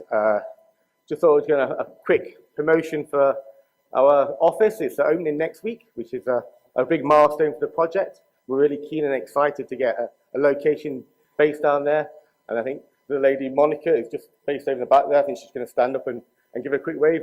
Monica is a new hire within Ørsted who will be based down at Atlantic City to kind of field questions and help with our community engagement. So I was asked to provide a quick update on what we've been up to. So last year we started doing reconnaissance level geotechnical and geophysical surveys across the lease area. So these were kind of roughly 900 meter geophysical, roughly 900 meter spacing across the whole area. And this was also to support our SAP application for the deployment of some MetOcean devices. We've also started doing some geotechnical activities off there, CPT testing, boreholing. And at the moment, our site assessment plan is sitting with BOEM. We're working with them, and we hope to get positive news relatively soon, but they've got to approve, disapprove, or approve with modifications. And also, we have a strategy for our lease area. We've been looking at it as an entirety. We think there's really good value in building out that whole area. So we've been taking the time, a lot of kind of carry on for the conversation today. We want to do it right. We don't want to trip ourselves up for later development opportunities. And I think for people that know the New Jersey area, trying to get a good point of connection into the state of New Jersey is taking some efforts. So what are our next steps? Again, we're going to continue to refine and do some route planning and site selection work. We're spending a lot of time getting baseline data, amalgamating, looking at that, looking at the constraints, looking at our activities. We're also going to do some further geophysical and geotechnical surveys this year and next year. We're also having a continued engagement with the BPU to make sure we understand the OREC process. Obviously, with the change of government in New Jersey, we're very optimistic and good climate down there. We need to work closely to understand how that works. And also we're doing a lot of stakeholder and workforce engagement. Again, a lot of the process, we're looking to local content, local supported local initiatives, and we're spending time doing that. When it comes to current topics, people at this, it changes, you know, every day, every week, something comes up, you're always kind of firefighting, looking at something. But some of the perennial things that we deal with, we spend a lot of time thinking about stakeholder engagement. Another lady, Chris Elise, I think she's going to stand up and give a quick wave. She's recently joined the Ørsted team. She's going to help out a lot on this, especially with the stakeholder strategy and organisation to make sure that we're engaging with people in an appropriate and right way. We're doing a lot of work on local content, trying to understand the supply chain, what opportunities there are in the state of New Jersey. We're also, so we've also hired local consultancy support. So we've got consultants advising us environmentally, land and property, things like that. These are New Jersey-based companies that we're really kind of proud to work with to give us that local knowledge and insights. Fisheries is obviously a key topic that we need to kind of engage appropriately. I'm sure you've heard other Ørsted people at these presentations.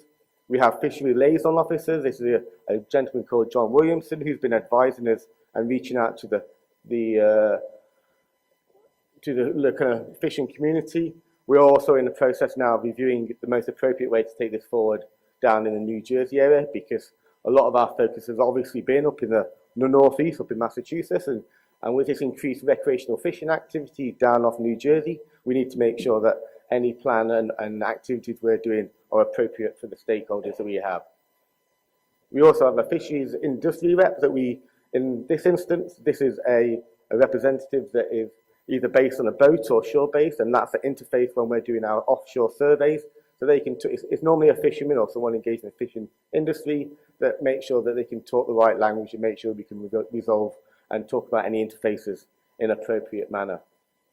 At the bottom here, another one that's recently come up, this one federal decision. So obviously we have executive orders, we have the secretariat orders, and we're just trying to understand the landscape, the regulatory landscape in the US to make sure that when we get our permits and our approvals, this is fully understood, so it looks in our pipeline of projects when it comes to kind of construction, operation, supply chain, that kind of thing. So we feel that at the moment, just making sure that all the agencies are properly aligned and are coordinated and have the same expectations and understandings of what information will be available and the timelines people are working to. We think that is a key issue to understand as a project. As I said, I would be quite quick. I do talk quite fast.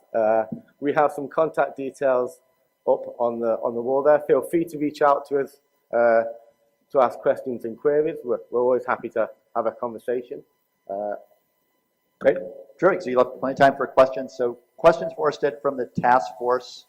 Any questions about the project, its status, where things are?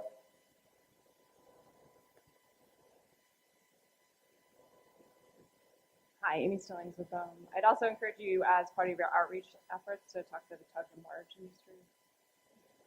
Yes, that's, we'll mention that recently. Other comments? Yep, I'll bring that mic over there.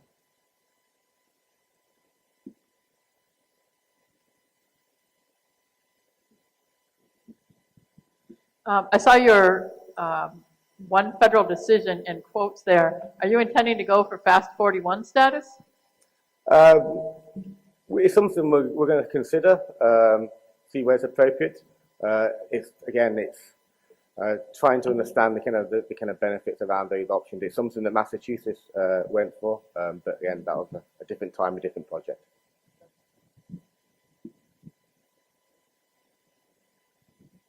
With respect, this is Karen Chantel from New York State. With respect to your fisheries outreach program that you're doing, my assumption is that you are reaching out to fishers from other states also, or only just from New Jersey? Primarily, we've been focused on New Jersey to date because we have a lease area. We have a lot of interested interconnection points and things like that. So this is part of the stakeholder plan that we're building on now to make sure that it reaches out to the right people. John does work across our portfolio projects, so he does work out of New Bedford and does a lot out there, and I think he may have done stuff in Rhode Island, but it's something we need to double check on and make sure that we have reaching out to all the relevant bodies. So at the moment, we haven't finalized our stakeholder plan. What we've done to date has been mainly focused on New Jersey fishing activities for this project. Our fishing liaison officer does work across our different projects, so he is. Does that make sense?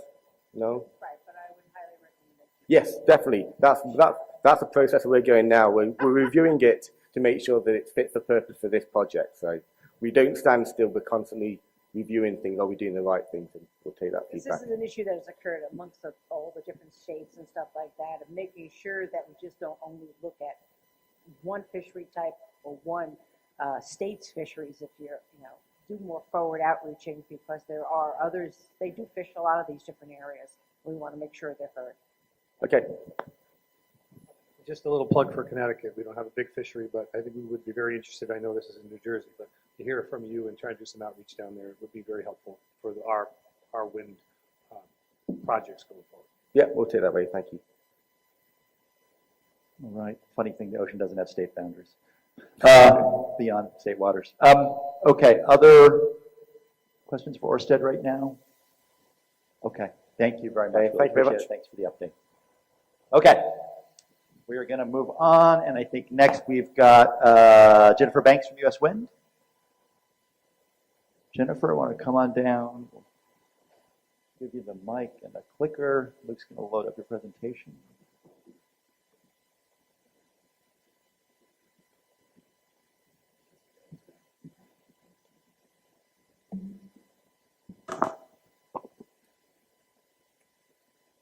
All right, thanks for having me here. This is Jen Banks with US Wind. I handle permitting for our projects. And US Wind was created in 2011. We are wholly owned by Renexia, which is a renewable energy development company out of Italy. And their parent company is Toto Holding Group, which is a large construction conglomerate that has over 40 years of construction experience in large infrastructure projects in Italy. So our offshore interests in New Jersey are the northern lease area that's shown here in this map, starting approximately 8 nautical miles off the coast of Atlantic City. So what's happening right now with us, we secured this lease in 2015 through the BOEM leasing process. It has about 183,000 acres and a potential capacity of over 2,000 megawatts. Currently, we're in our preliminary term for our lease. We are working on surveys, or prep for our surveys this year to get ready to submit our site assessment plan for a meteorological buoy that we hope to install next year. And those surveys will probably begin late summer this year, following some surveys that we have planned for Maryland. Our priorities right now are the OREC rulemaking and stakeholder engagement activities. For the OREC rulemaking, we are interested in having a process that can facilitate bank financing of a project. And for our current early stakeholder engagement processes, we're focusing on stakeholders along the coast who potentially have viewshed concerns, and also with fisheries interests. For our outreach efforts that are ramping up right now, as I mentioned, we have some stakeholder plans that we're preparing right now for key stakeholders so that we can talk with them early, introduce our company, introduce our project, and get some conflicts on the table before they become a problem, and things that we would be able to incorporate into our planning process.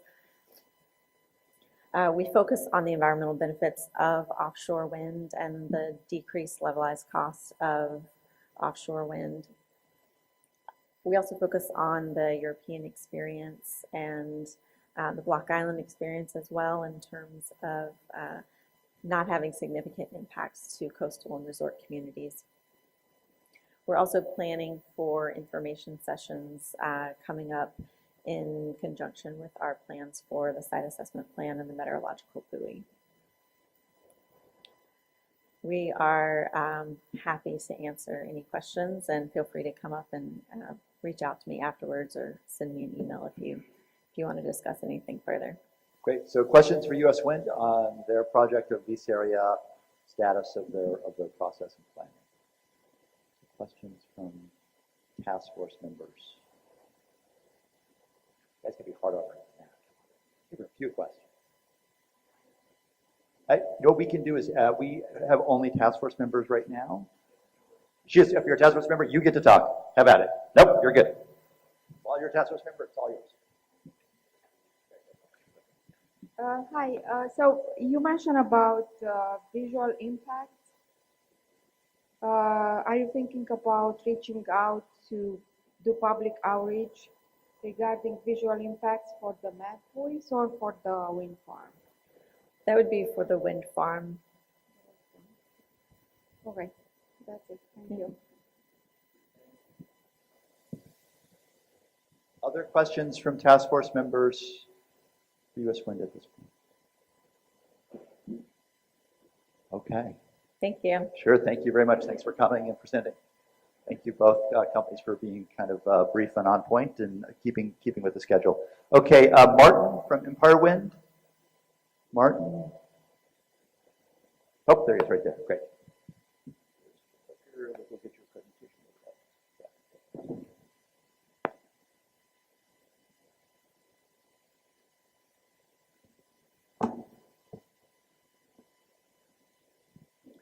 Right, good afternoon everyone. My name is Martin Goff and I'm with Statoil on our Empire Wind project, where I'm responsible for our environmental planning and permitting side of things. I won't go too much into the background of Statoil and who we are and our values. If you want more information, then you can go to statoil.com or empirewind.com. But I will just touch on a few sort of highlights.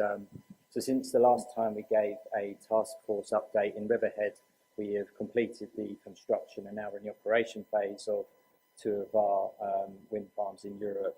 And so the key point for that is that we're now drawing those resources and those skilled personnel into the Empire Wind project to feed into this early phase planning and design.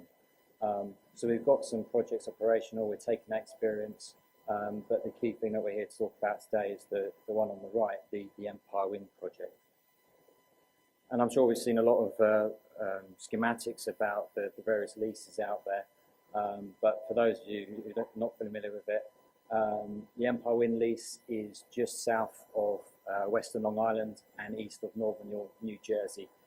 And from an offshore wind perspective, it's a pretty good site. So it's large, which means it gives us good flexibility for planning within that area to put wind farms. It's relatively shallow, which gives us lots of options for foundations. It's got good wind and it's close to the main load centre, so it gives us really good options for feeding our electricity into the grid. In terms of the big question of, well, what we're going to do with this site, that is one of the questions that we're trying to address. So what are we going to build, how are we going to build it, and when? And we can't answer that just now because there's certain variables that we need to answer ourselves. And those variables are things such as grid. So where are we going to connect into on the coast? Is there enough capacity for us to connect 400 megawatts or a gigawatt? There's also the offtake mechanisms. So again, who's going to buy electricity and what form will that come in? Will it come in chunks and when will that happen? And there's also things like supply chain and the labour force. So we're trying to understand how much the supply chain can support for building out projects. Does it have to be done in small chunks until that's established? And then for me, one of the main things for me is who's using the site, what's using the site, what are the likely impacts going to be from a project development like this, so that we can use that information into our spatial planning for the site, where we build it, what we need to avoid and where we need to mitigate. And as well as that, we need to understand the seabed conditions. So where can we put turbines out there, where can we put cables, and where can we connect up to with export cables to the shore. And based on the current sort of situation and signals we're seeing, we're sort of expecting that this could be a sort of a phased development approach. So not filling out the whole lease area with turbines in one go. It's probably going to be discrete projects, maybe 1, 2 or 3, 400, 600 megawatt projects built out over time. And our key focus when we look at how we're going to develop this is for Statoil, it's got to be safe to construct, safe to operate, and safe for the other users out there. And it's got to minimize all the impacts to the environment and to the other users out there. Because this is a new market, this is a new area for us as well in the US, we can't really be taking any significant technical risks, so we need to balance that. We also need to bear in mind that when we do this planning, that it's all got to make financial sense. Ultimately, we've got to have a product that we can sell to the consumer and one that we can sell internally to get the project built. So we're trying to find the sweet spot in between those different constraints as we develop the site. In terms of the schedule, we've sort of split this up into different sections. So first of all, we have the site assessment plan phase, and that's really the part that lets us do the site characterization in terms of wind, resource and metocean information. And for that, we're well underway with the process. We've completed the surveys for our SAP sites, and we're now drafting up that data with the ambition to put in a SAP application next month, with the hope that we can be in a position to deploy those metocean moorings in the fall of this year. In terms of the wider development, everything that was related to the wind farm itself in the middle schematic there, we're probably about on the second box there. So the assessment activity is underway, and we reckon that's going to be a couple of years worth of information gathering, survey, getting all the technical designs before we're probably in a position to submit our state and federal permits around about the end of 2019, early 2020, which will then put us in a position to start construction around 2023 and then hopefully be operational by the mid-20s. And that's probably for the phase 1, bearing in mind that projects would follow after that. And then at the bottom there's the stakeholder consultation side, and that's something that's been underway since we got the lease, and we see going all the way through permitting, construction, operation and indeed decommissioning. And Statoil's model is to develop these sites, to construct them and then operate them. So when we talk about being here for the next few decades, we mean that we're going to be here operating them. So in terms of the work that we're doing at the moment, or is underway, as I said, we kicked off some of the surveys for the site assessment plan sites, but we've also got geophysical surveys underway or just about to start for the whole of the lease area. So we're going to cover the whole site, and that will give us all the information of the seabed properties, where we can probably build, where we can put cables, and that will really give us some more detailed information that we can then come back to stakeholders with a bit more effective feedback. So those surveys will be underway for the next few months. We'll also do some fairly basic geotechnical sampling and benthic sampling, and as well as that, we're looking at planning some benthic surveys potentially this year and next, as well as a full geotechnical campaign in 2019. And when we're doing these surveys, we're putting into place our marine mammal mitigation protocols, our fisheries liaison, to ensure that when we do these surveys, we do it as responsibly as we can. We're also underway with some wildlife surveys, so we're 6 months into our digital aerial surveys. These are monthly surveys we do. We fly a plane over a digital camera. It takes images of the site. This is sort of consistent with what NYSERDA have been doing for the master plan, so we're hopefully complementing that data. And that's giving us some data on birds, marine mammals, large fish and fish assemblages in the area, so that we can start to understand that baseline a bit more. And like NYSERDA, all of this data is publicly available on the website on normando.com, so everyone can access this. We hope to put out our wind buoys and metocean buoys this fall, as I mentioned before. And for that, we are looking at 2 floating LiDAR buoys. So no fixed net masts, purely floating, measuring the wind resource up to about 600 feet. As well as that, we would like to put in a metocean buoy, so measuring waves and atmospheric conditions, and the current meter mooring to understand the current profile. And all of that data feeds into our wind farm design, how we cost the wind farm, and then feeds into our impact assessments.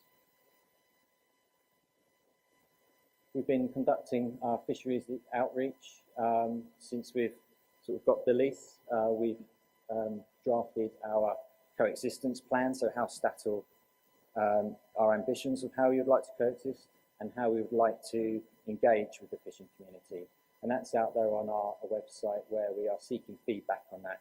Is this the right way to do it? How can we improve it? We've also been trying to outreach by employing a fisheries liaison officer, Steve Drew, who's been going out, and we've been focusing on the fisheries from as far south as Virginia and up to Maine. So we're trying to get all of the fishing communities. And we're also trying to minimise the impact of our surveys on the fishing community. So we've got an offshore fisheries liaison rep, and we've been sort of sending out our fisheries survey flyers to get as much information out as possible to minimise those sort of conflicts. As well as that, we've been engaging with the recreational fishing industry as well at recreational fishing events to try and get as much feedback as possible. And we're trying to do this now so that we can put that into our sort of site selection and our layout rules so that we can build on that and then hopefully go back to the fishing communities with some layout rules and scenarios to get their feedback into that. As well as that, we're looking at the maritime community and our potential impacts on shipping and navigation. So we're front-loading this process as early as we can. We really need to understand what the impacts are going to be and what mitigations we need to put in place early. So we're going into offtake solicitations at the end of this year and next year. We need to be fairly certain that the layouts we use for that are going to be the ones that we get when we get all the permits in place. So we're currently collecting data out there, analysing it, engaging with the maritime community, and we hope to be in a position to have a navigation risk assessment probably by the end of this summer. So we just touched on a few of the surveys and studies that are underway at the moment. There's a few more going on at the moment as well, and I'm biased towards the environmental and permitting side, but there's also stuff about the commercial side, the supply chain, the labour force, the onshore grid. And then we plan to do more surveys as time goes on. So as we start to know where and when we're going to build this, we can focus our surveys on those particular points. So there's obviously going to be a lot of onshore surveys we need to do, ecology, visual, and sound. And once we know those areas, we'll start those surveys. So we've got plans to continue our surveys now and kick off more surveys in the very near future. And I suppose one of the key things is that a wind farm without a contract to sell electricity is not much use really to us. So our key focus now is on these upcoming solicitations. We're focusing on how we can bid into that, how we can be competitive in that. And so we're looking forward to those coming out at the end of this year and early next year. And that's it from the Empire Wind. Great. So we have time for a question or two for Empire Wind. Yeah.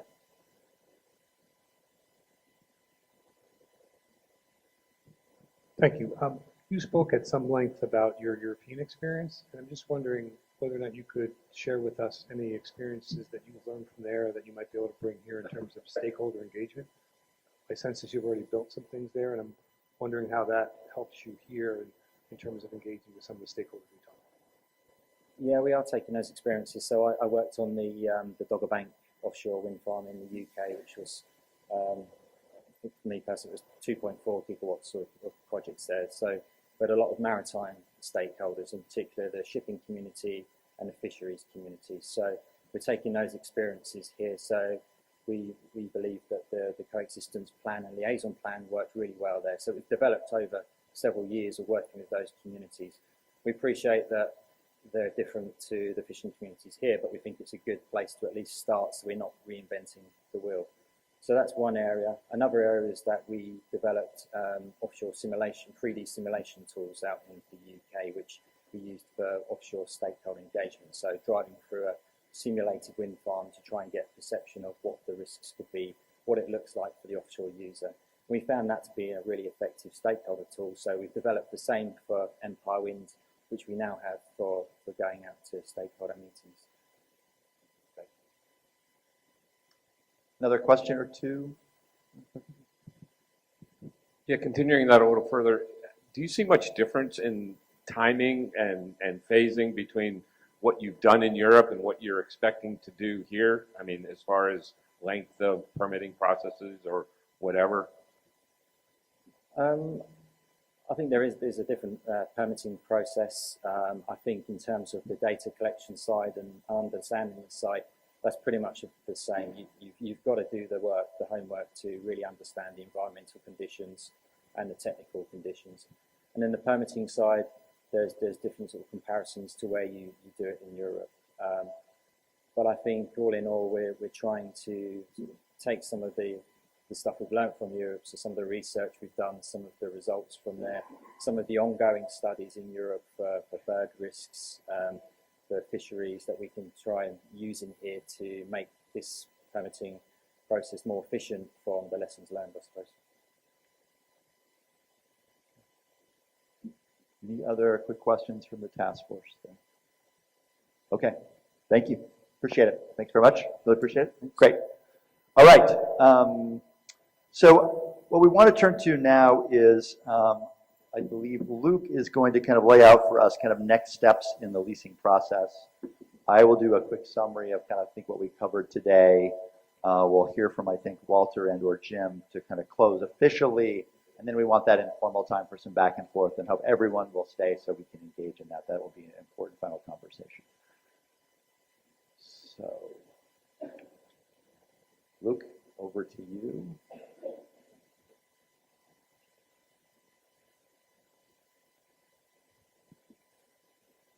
So a lot of the conversation today has been about what is next and what is next from the process standpoint. I'm just going to go over this again to remind folks what the road ahead looks like and talk a little bit about what type of dates and timelines we can expect at this point.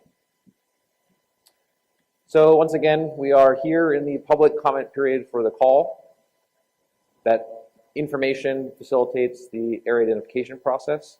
And I just want to be really clear that while the comment period may end for a call, and there's a due date for that, that does not mean that we do not take comments that are received later into consideration. So that's really important, and we recognize that we had to have received a request from the state of New Jersey for an extension, and that is currently being taken under consideration as part of this process.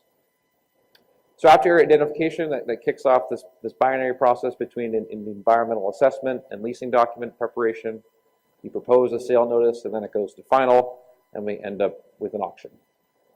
One of the things I want to point out here, again, is the potential interaction with the task force and how that works in this process. I think the meeting today, at least for me as a coordinator here, has been very helpful to hear from folks in the room about different concerns and what things we should highlight in our analysis moving forward.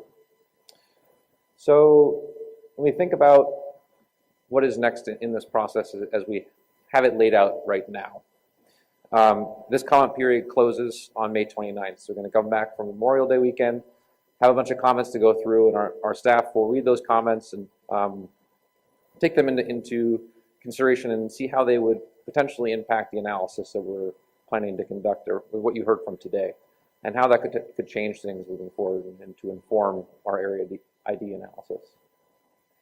That'll happen into the summer. One of the things I'd also mention is that the call asks for nominations from developers. So if there are certain portions of the OCS that the developer is particularly interested in, we use that information not only to help siting, but also to determine if there's competition out in the bite.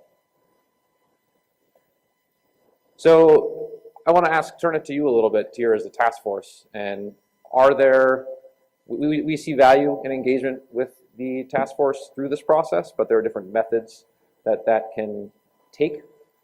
We think that there is potentially some value in engagement in the future where we do discuss the comments we received, the nominations we received, an overview again of the analysis, the type of work that's been done, and offer another chance for folks to weigh in as part of the area identification process. And I just want to sort of get a general feel, yes or no, and then if yes or if no, describe a little bit more about what that engagement could or could not look like. So thoughts from the task force. So just I'll put a finer point since I'm not BOEM, is that I think in the past, some people have criticized BUMS saying you get all this information, you go into a black box, and out pops the wind energy areas. And BUMS really saying, let's engage you. We're willing to come to you before the wind energy areas are announced and have some conversation with you as a task force later on when we've gathered more data, we've gotten information. Should we do that? How should we do that? Would you like to be doing part of that? And I think that's the question. So task force, could you kind of weigh in on yes or no, and any specific thoughts about kind of how in that regard? From the back from New Jersey. Yeah, Paul Flanagan from New Jersey. I think it's important. I think the more input you get, the more buy-in you will get, whatever your decision is. But I think the more important issue, and putting aside New Jersey's request for an extension, I think in light of the seemed to be unanimous agreement that you need more information, particularly on fishing and things like that, to have a comment period that closes May 29th, when the first meeting with the fishermen, whatever, in New Jersey was yesterday, with a couple of days' notice, you're not going to get comment. And if you close a comment period, regardless of the fact that you will take comments after that, people aren't going to comment. Because if they ask a lawyer, the lawyer's going to tell them if you put them in late, they're not going to consider it. And so you're not going to get the same kind of buy-in you would get, even if you have another meeting. Because people are going to say, well, what am I going to go with? What can I go to the meeting for if nobody's going to take my comments? The comments are closed. So I think schedule creates a big problem. Having said that, I think once you do get the right comments, and as many comments as you're supposed to get, the more engagement you have, the better off you'll be. Karen, I think you have your hand up. Yeah, I just wanted to say that I thought it would be good, yes, to have further engagement and to be able to go over the nominations and any of the types of comments you receive, the level of the comments, and where is there need for further types of analysis, if it's something else that has to be done, because you're going to go review your analysis of what other things. And I also looked that we should be doing more collaborative type work out there too, in the sense of, of collection of information, coordinating the different data sets between all the folks, so we don't have 3 million disparate data sets. And but I think we need to have that discussion so we can see, are you ready to go to announce your wind energy areas? And I think we should have that full discussion. And also get a status of your outreach efforts. What have you heard from the different stakeholders? I assume what you did in New Jersey was not one and done. I assume, am I right? Is it one and done or what? I think we're trying to get input now. It's I'm not the decision maker here, but it's certainly something that I think we're hearing loud and clear from the task force, and something to consider as part of the process. Okay. It's not one and done. Well, So Jim has said that it is not one and done. I thought you were going to say that. What you're saying that. Being vocal about that, and that it's always a continuing process. You're going to learn new information, so you're going to adjust things. And I think what people would like to see at times too is that based upon comments that are brought in, that there is some adjustments made to some of the wind energy areas or something. Because then at least people can say, okay, at least they're listening. I mean, if you guys come back with exactly the same thing of what you have now, I really don't think it's a great approach, I don't think that would be great, okay? I'll put it that way. I would just recommend you look at some of the other areas up and down the coast. There are a number of times we have made adjustments to the areas between the call and the wind energy areas, sometimes very substantial ones. So this is something we take seriously, and we're getting this information and how we use it to inform our decisions.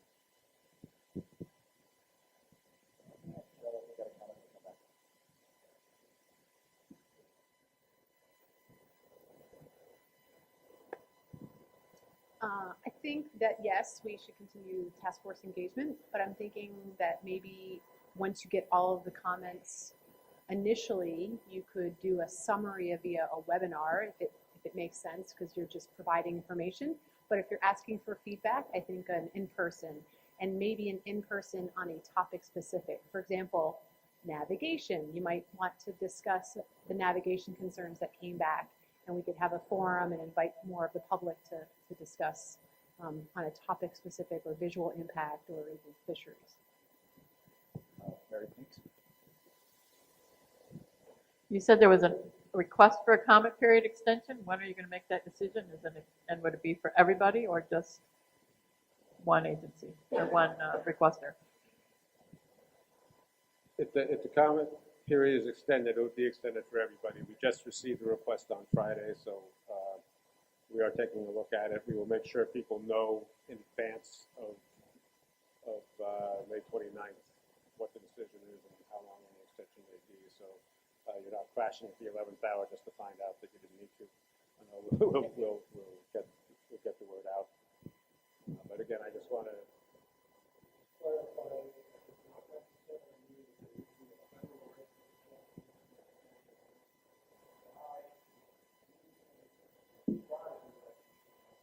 No, there will be a notice. Doesn't mean the notice publishes before the 29th, but we will publicize. As long as I have something written that says there's a Yeah, different deadline. We will put out a press release or something like Okay. that and let people Excellent. know. It just, if the notice doesn't clear our bureaucracy, then we'd be reopening the period. Excellent, thank you. BOEM has many sort of lists and email lists, and they can use that, but the Federal Register notice moves as it moves. So, I'll second the comments of Karen and Michelle. I think the group here would be interested in as many coordination and communication conversations we can possibly have. And I think that breakout by topic area would also be useful. And adding to it, I think as you move forward with the area ID process, integrating a conversation about research planning and making sure that the research that BOEM is planning on the 2-year and 3-year out timetable is aligned with the sites that are being assessed, and that work is also done in coordination with the states who are also interested in this. So I think although our processes are separate, I think the success on the state side and the federal side are both contingent on each of them. And so working closer together brings value to both sides. Other comments on kind of Luke's question from task force members? That's a good comment so far. There are questions about, again, the schedule. Definitely makes sense, maybe by topic.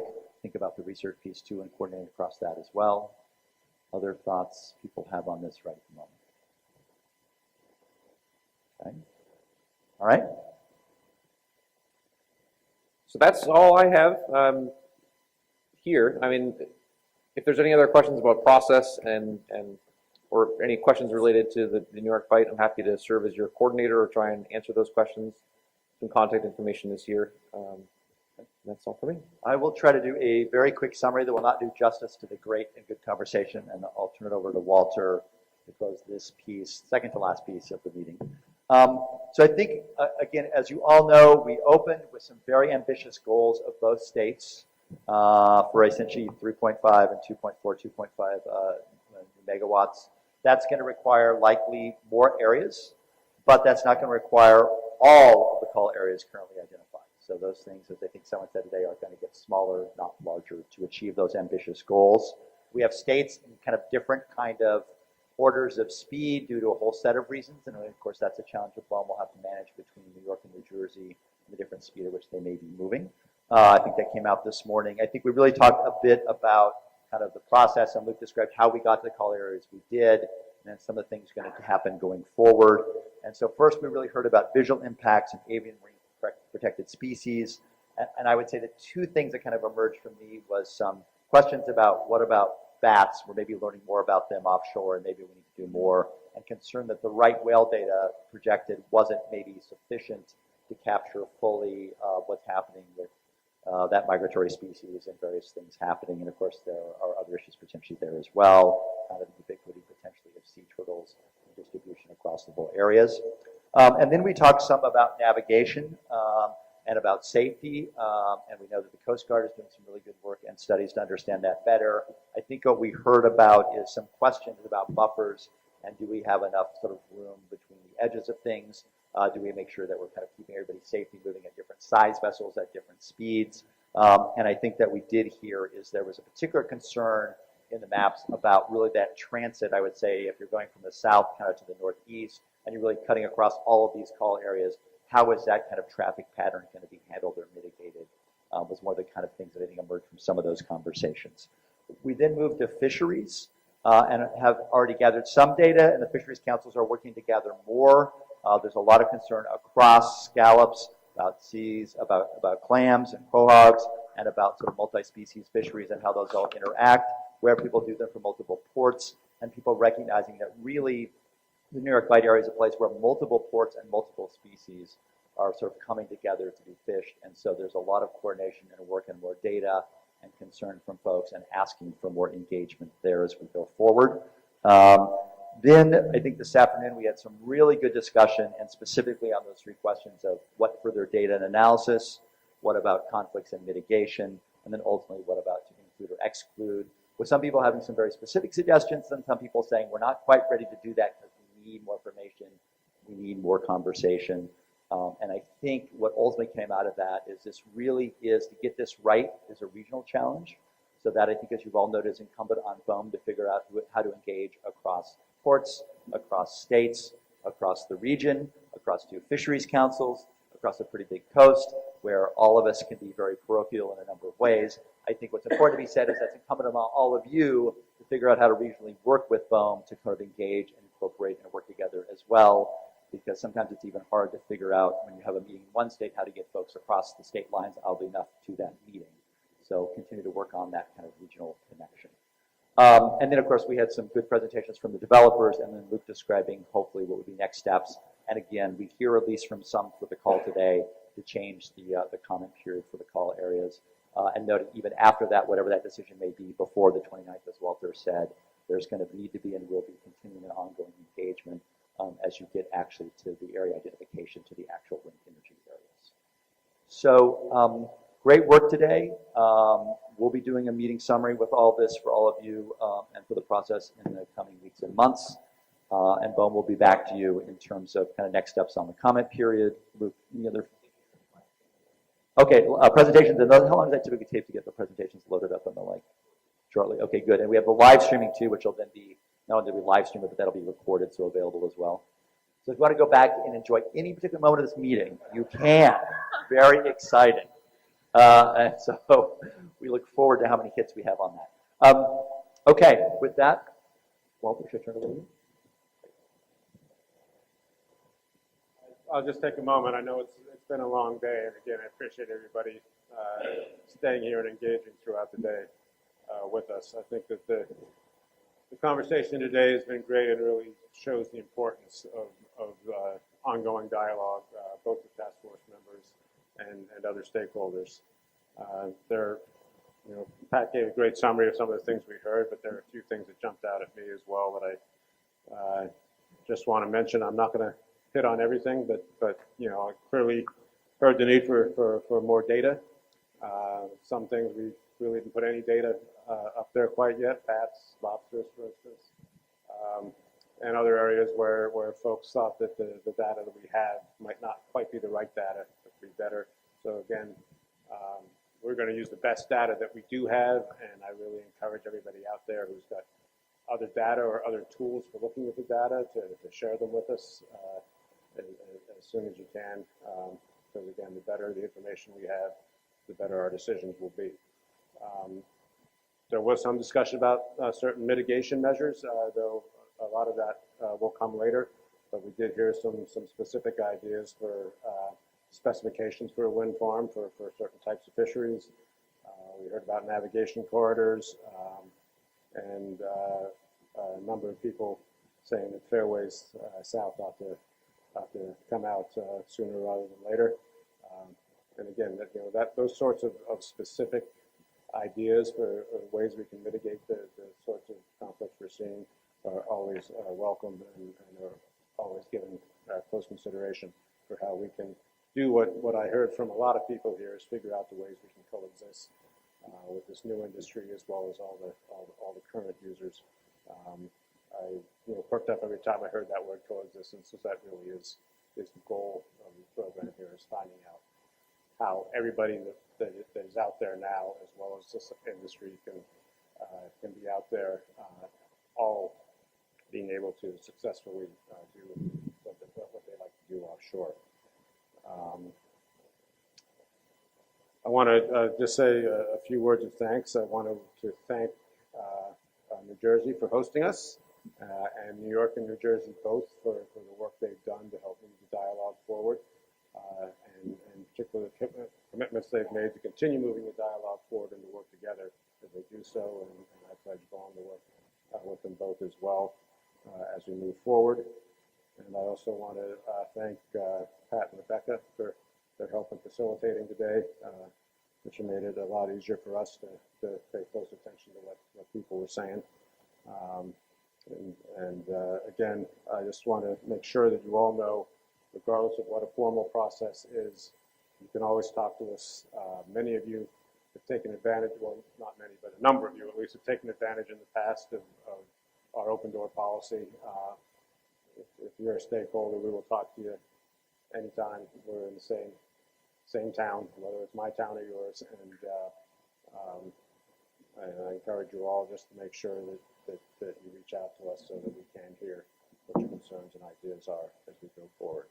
So again, thank you very much. I hope you can stay for the engagement with the public that are here today, but when you do leave, please travel safely, and I hope to see you again soon. Thank you all very much.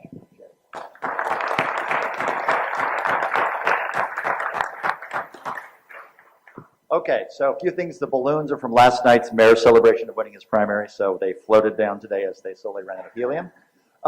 Second, okay, this officially closes the Intergovernmental Task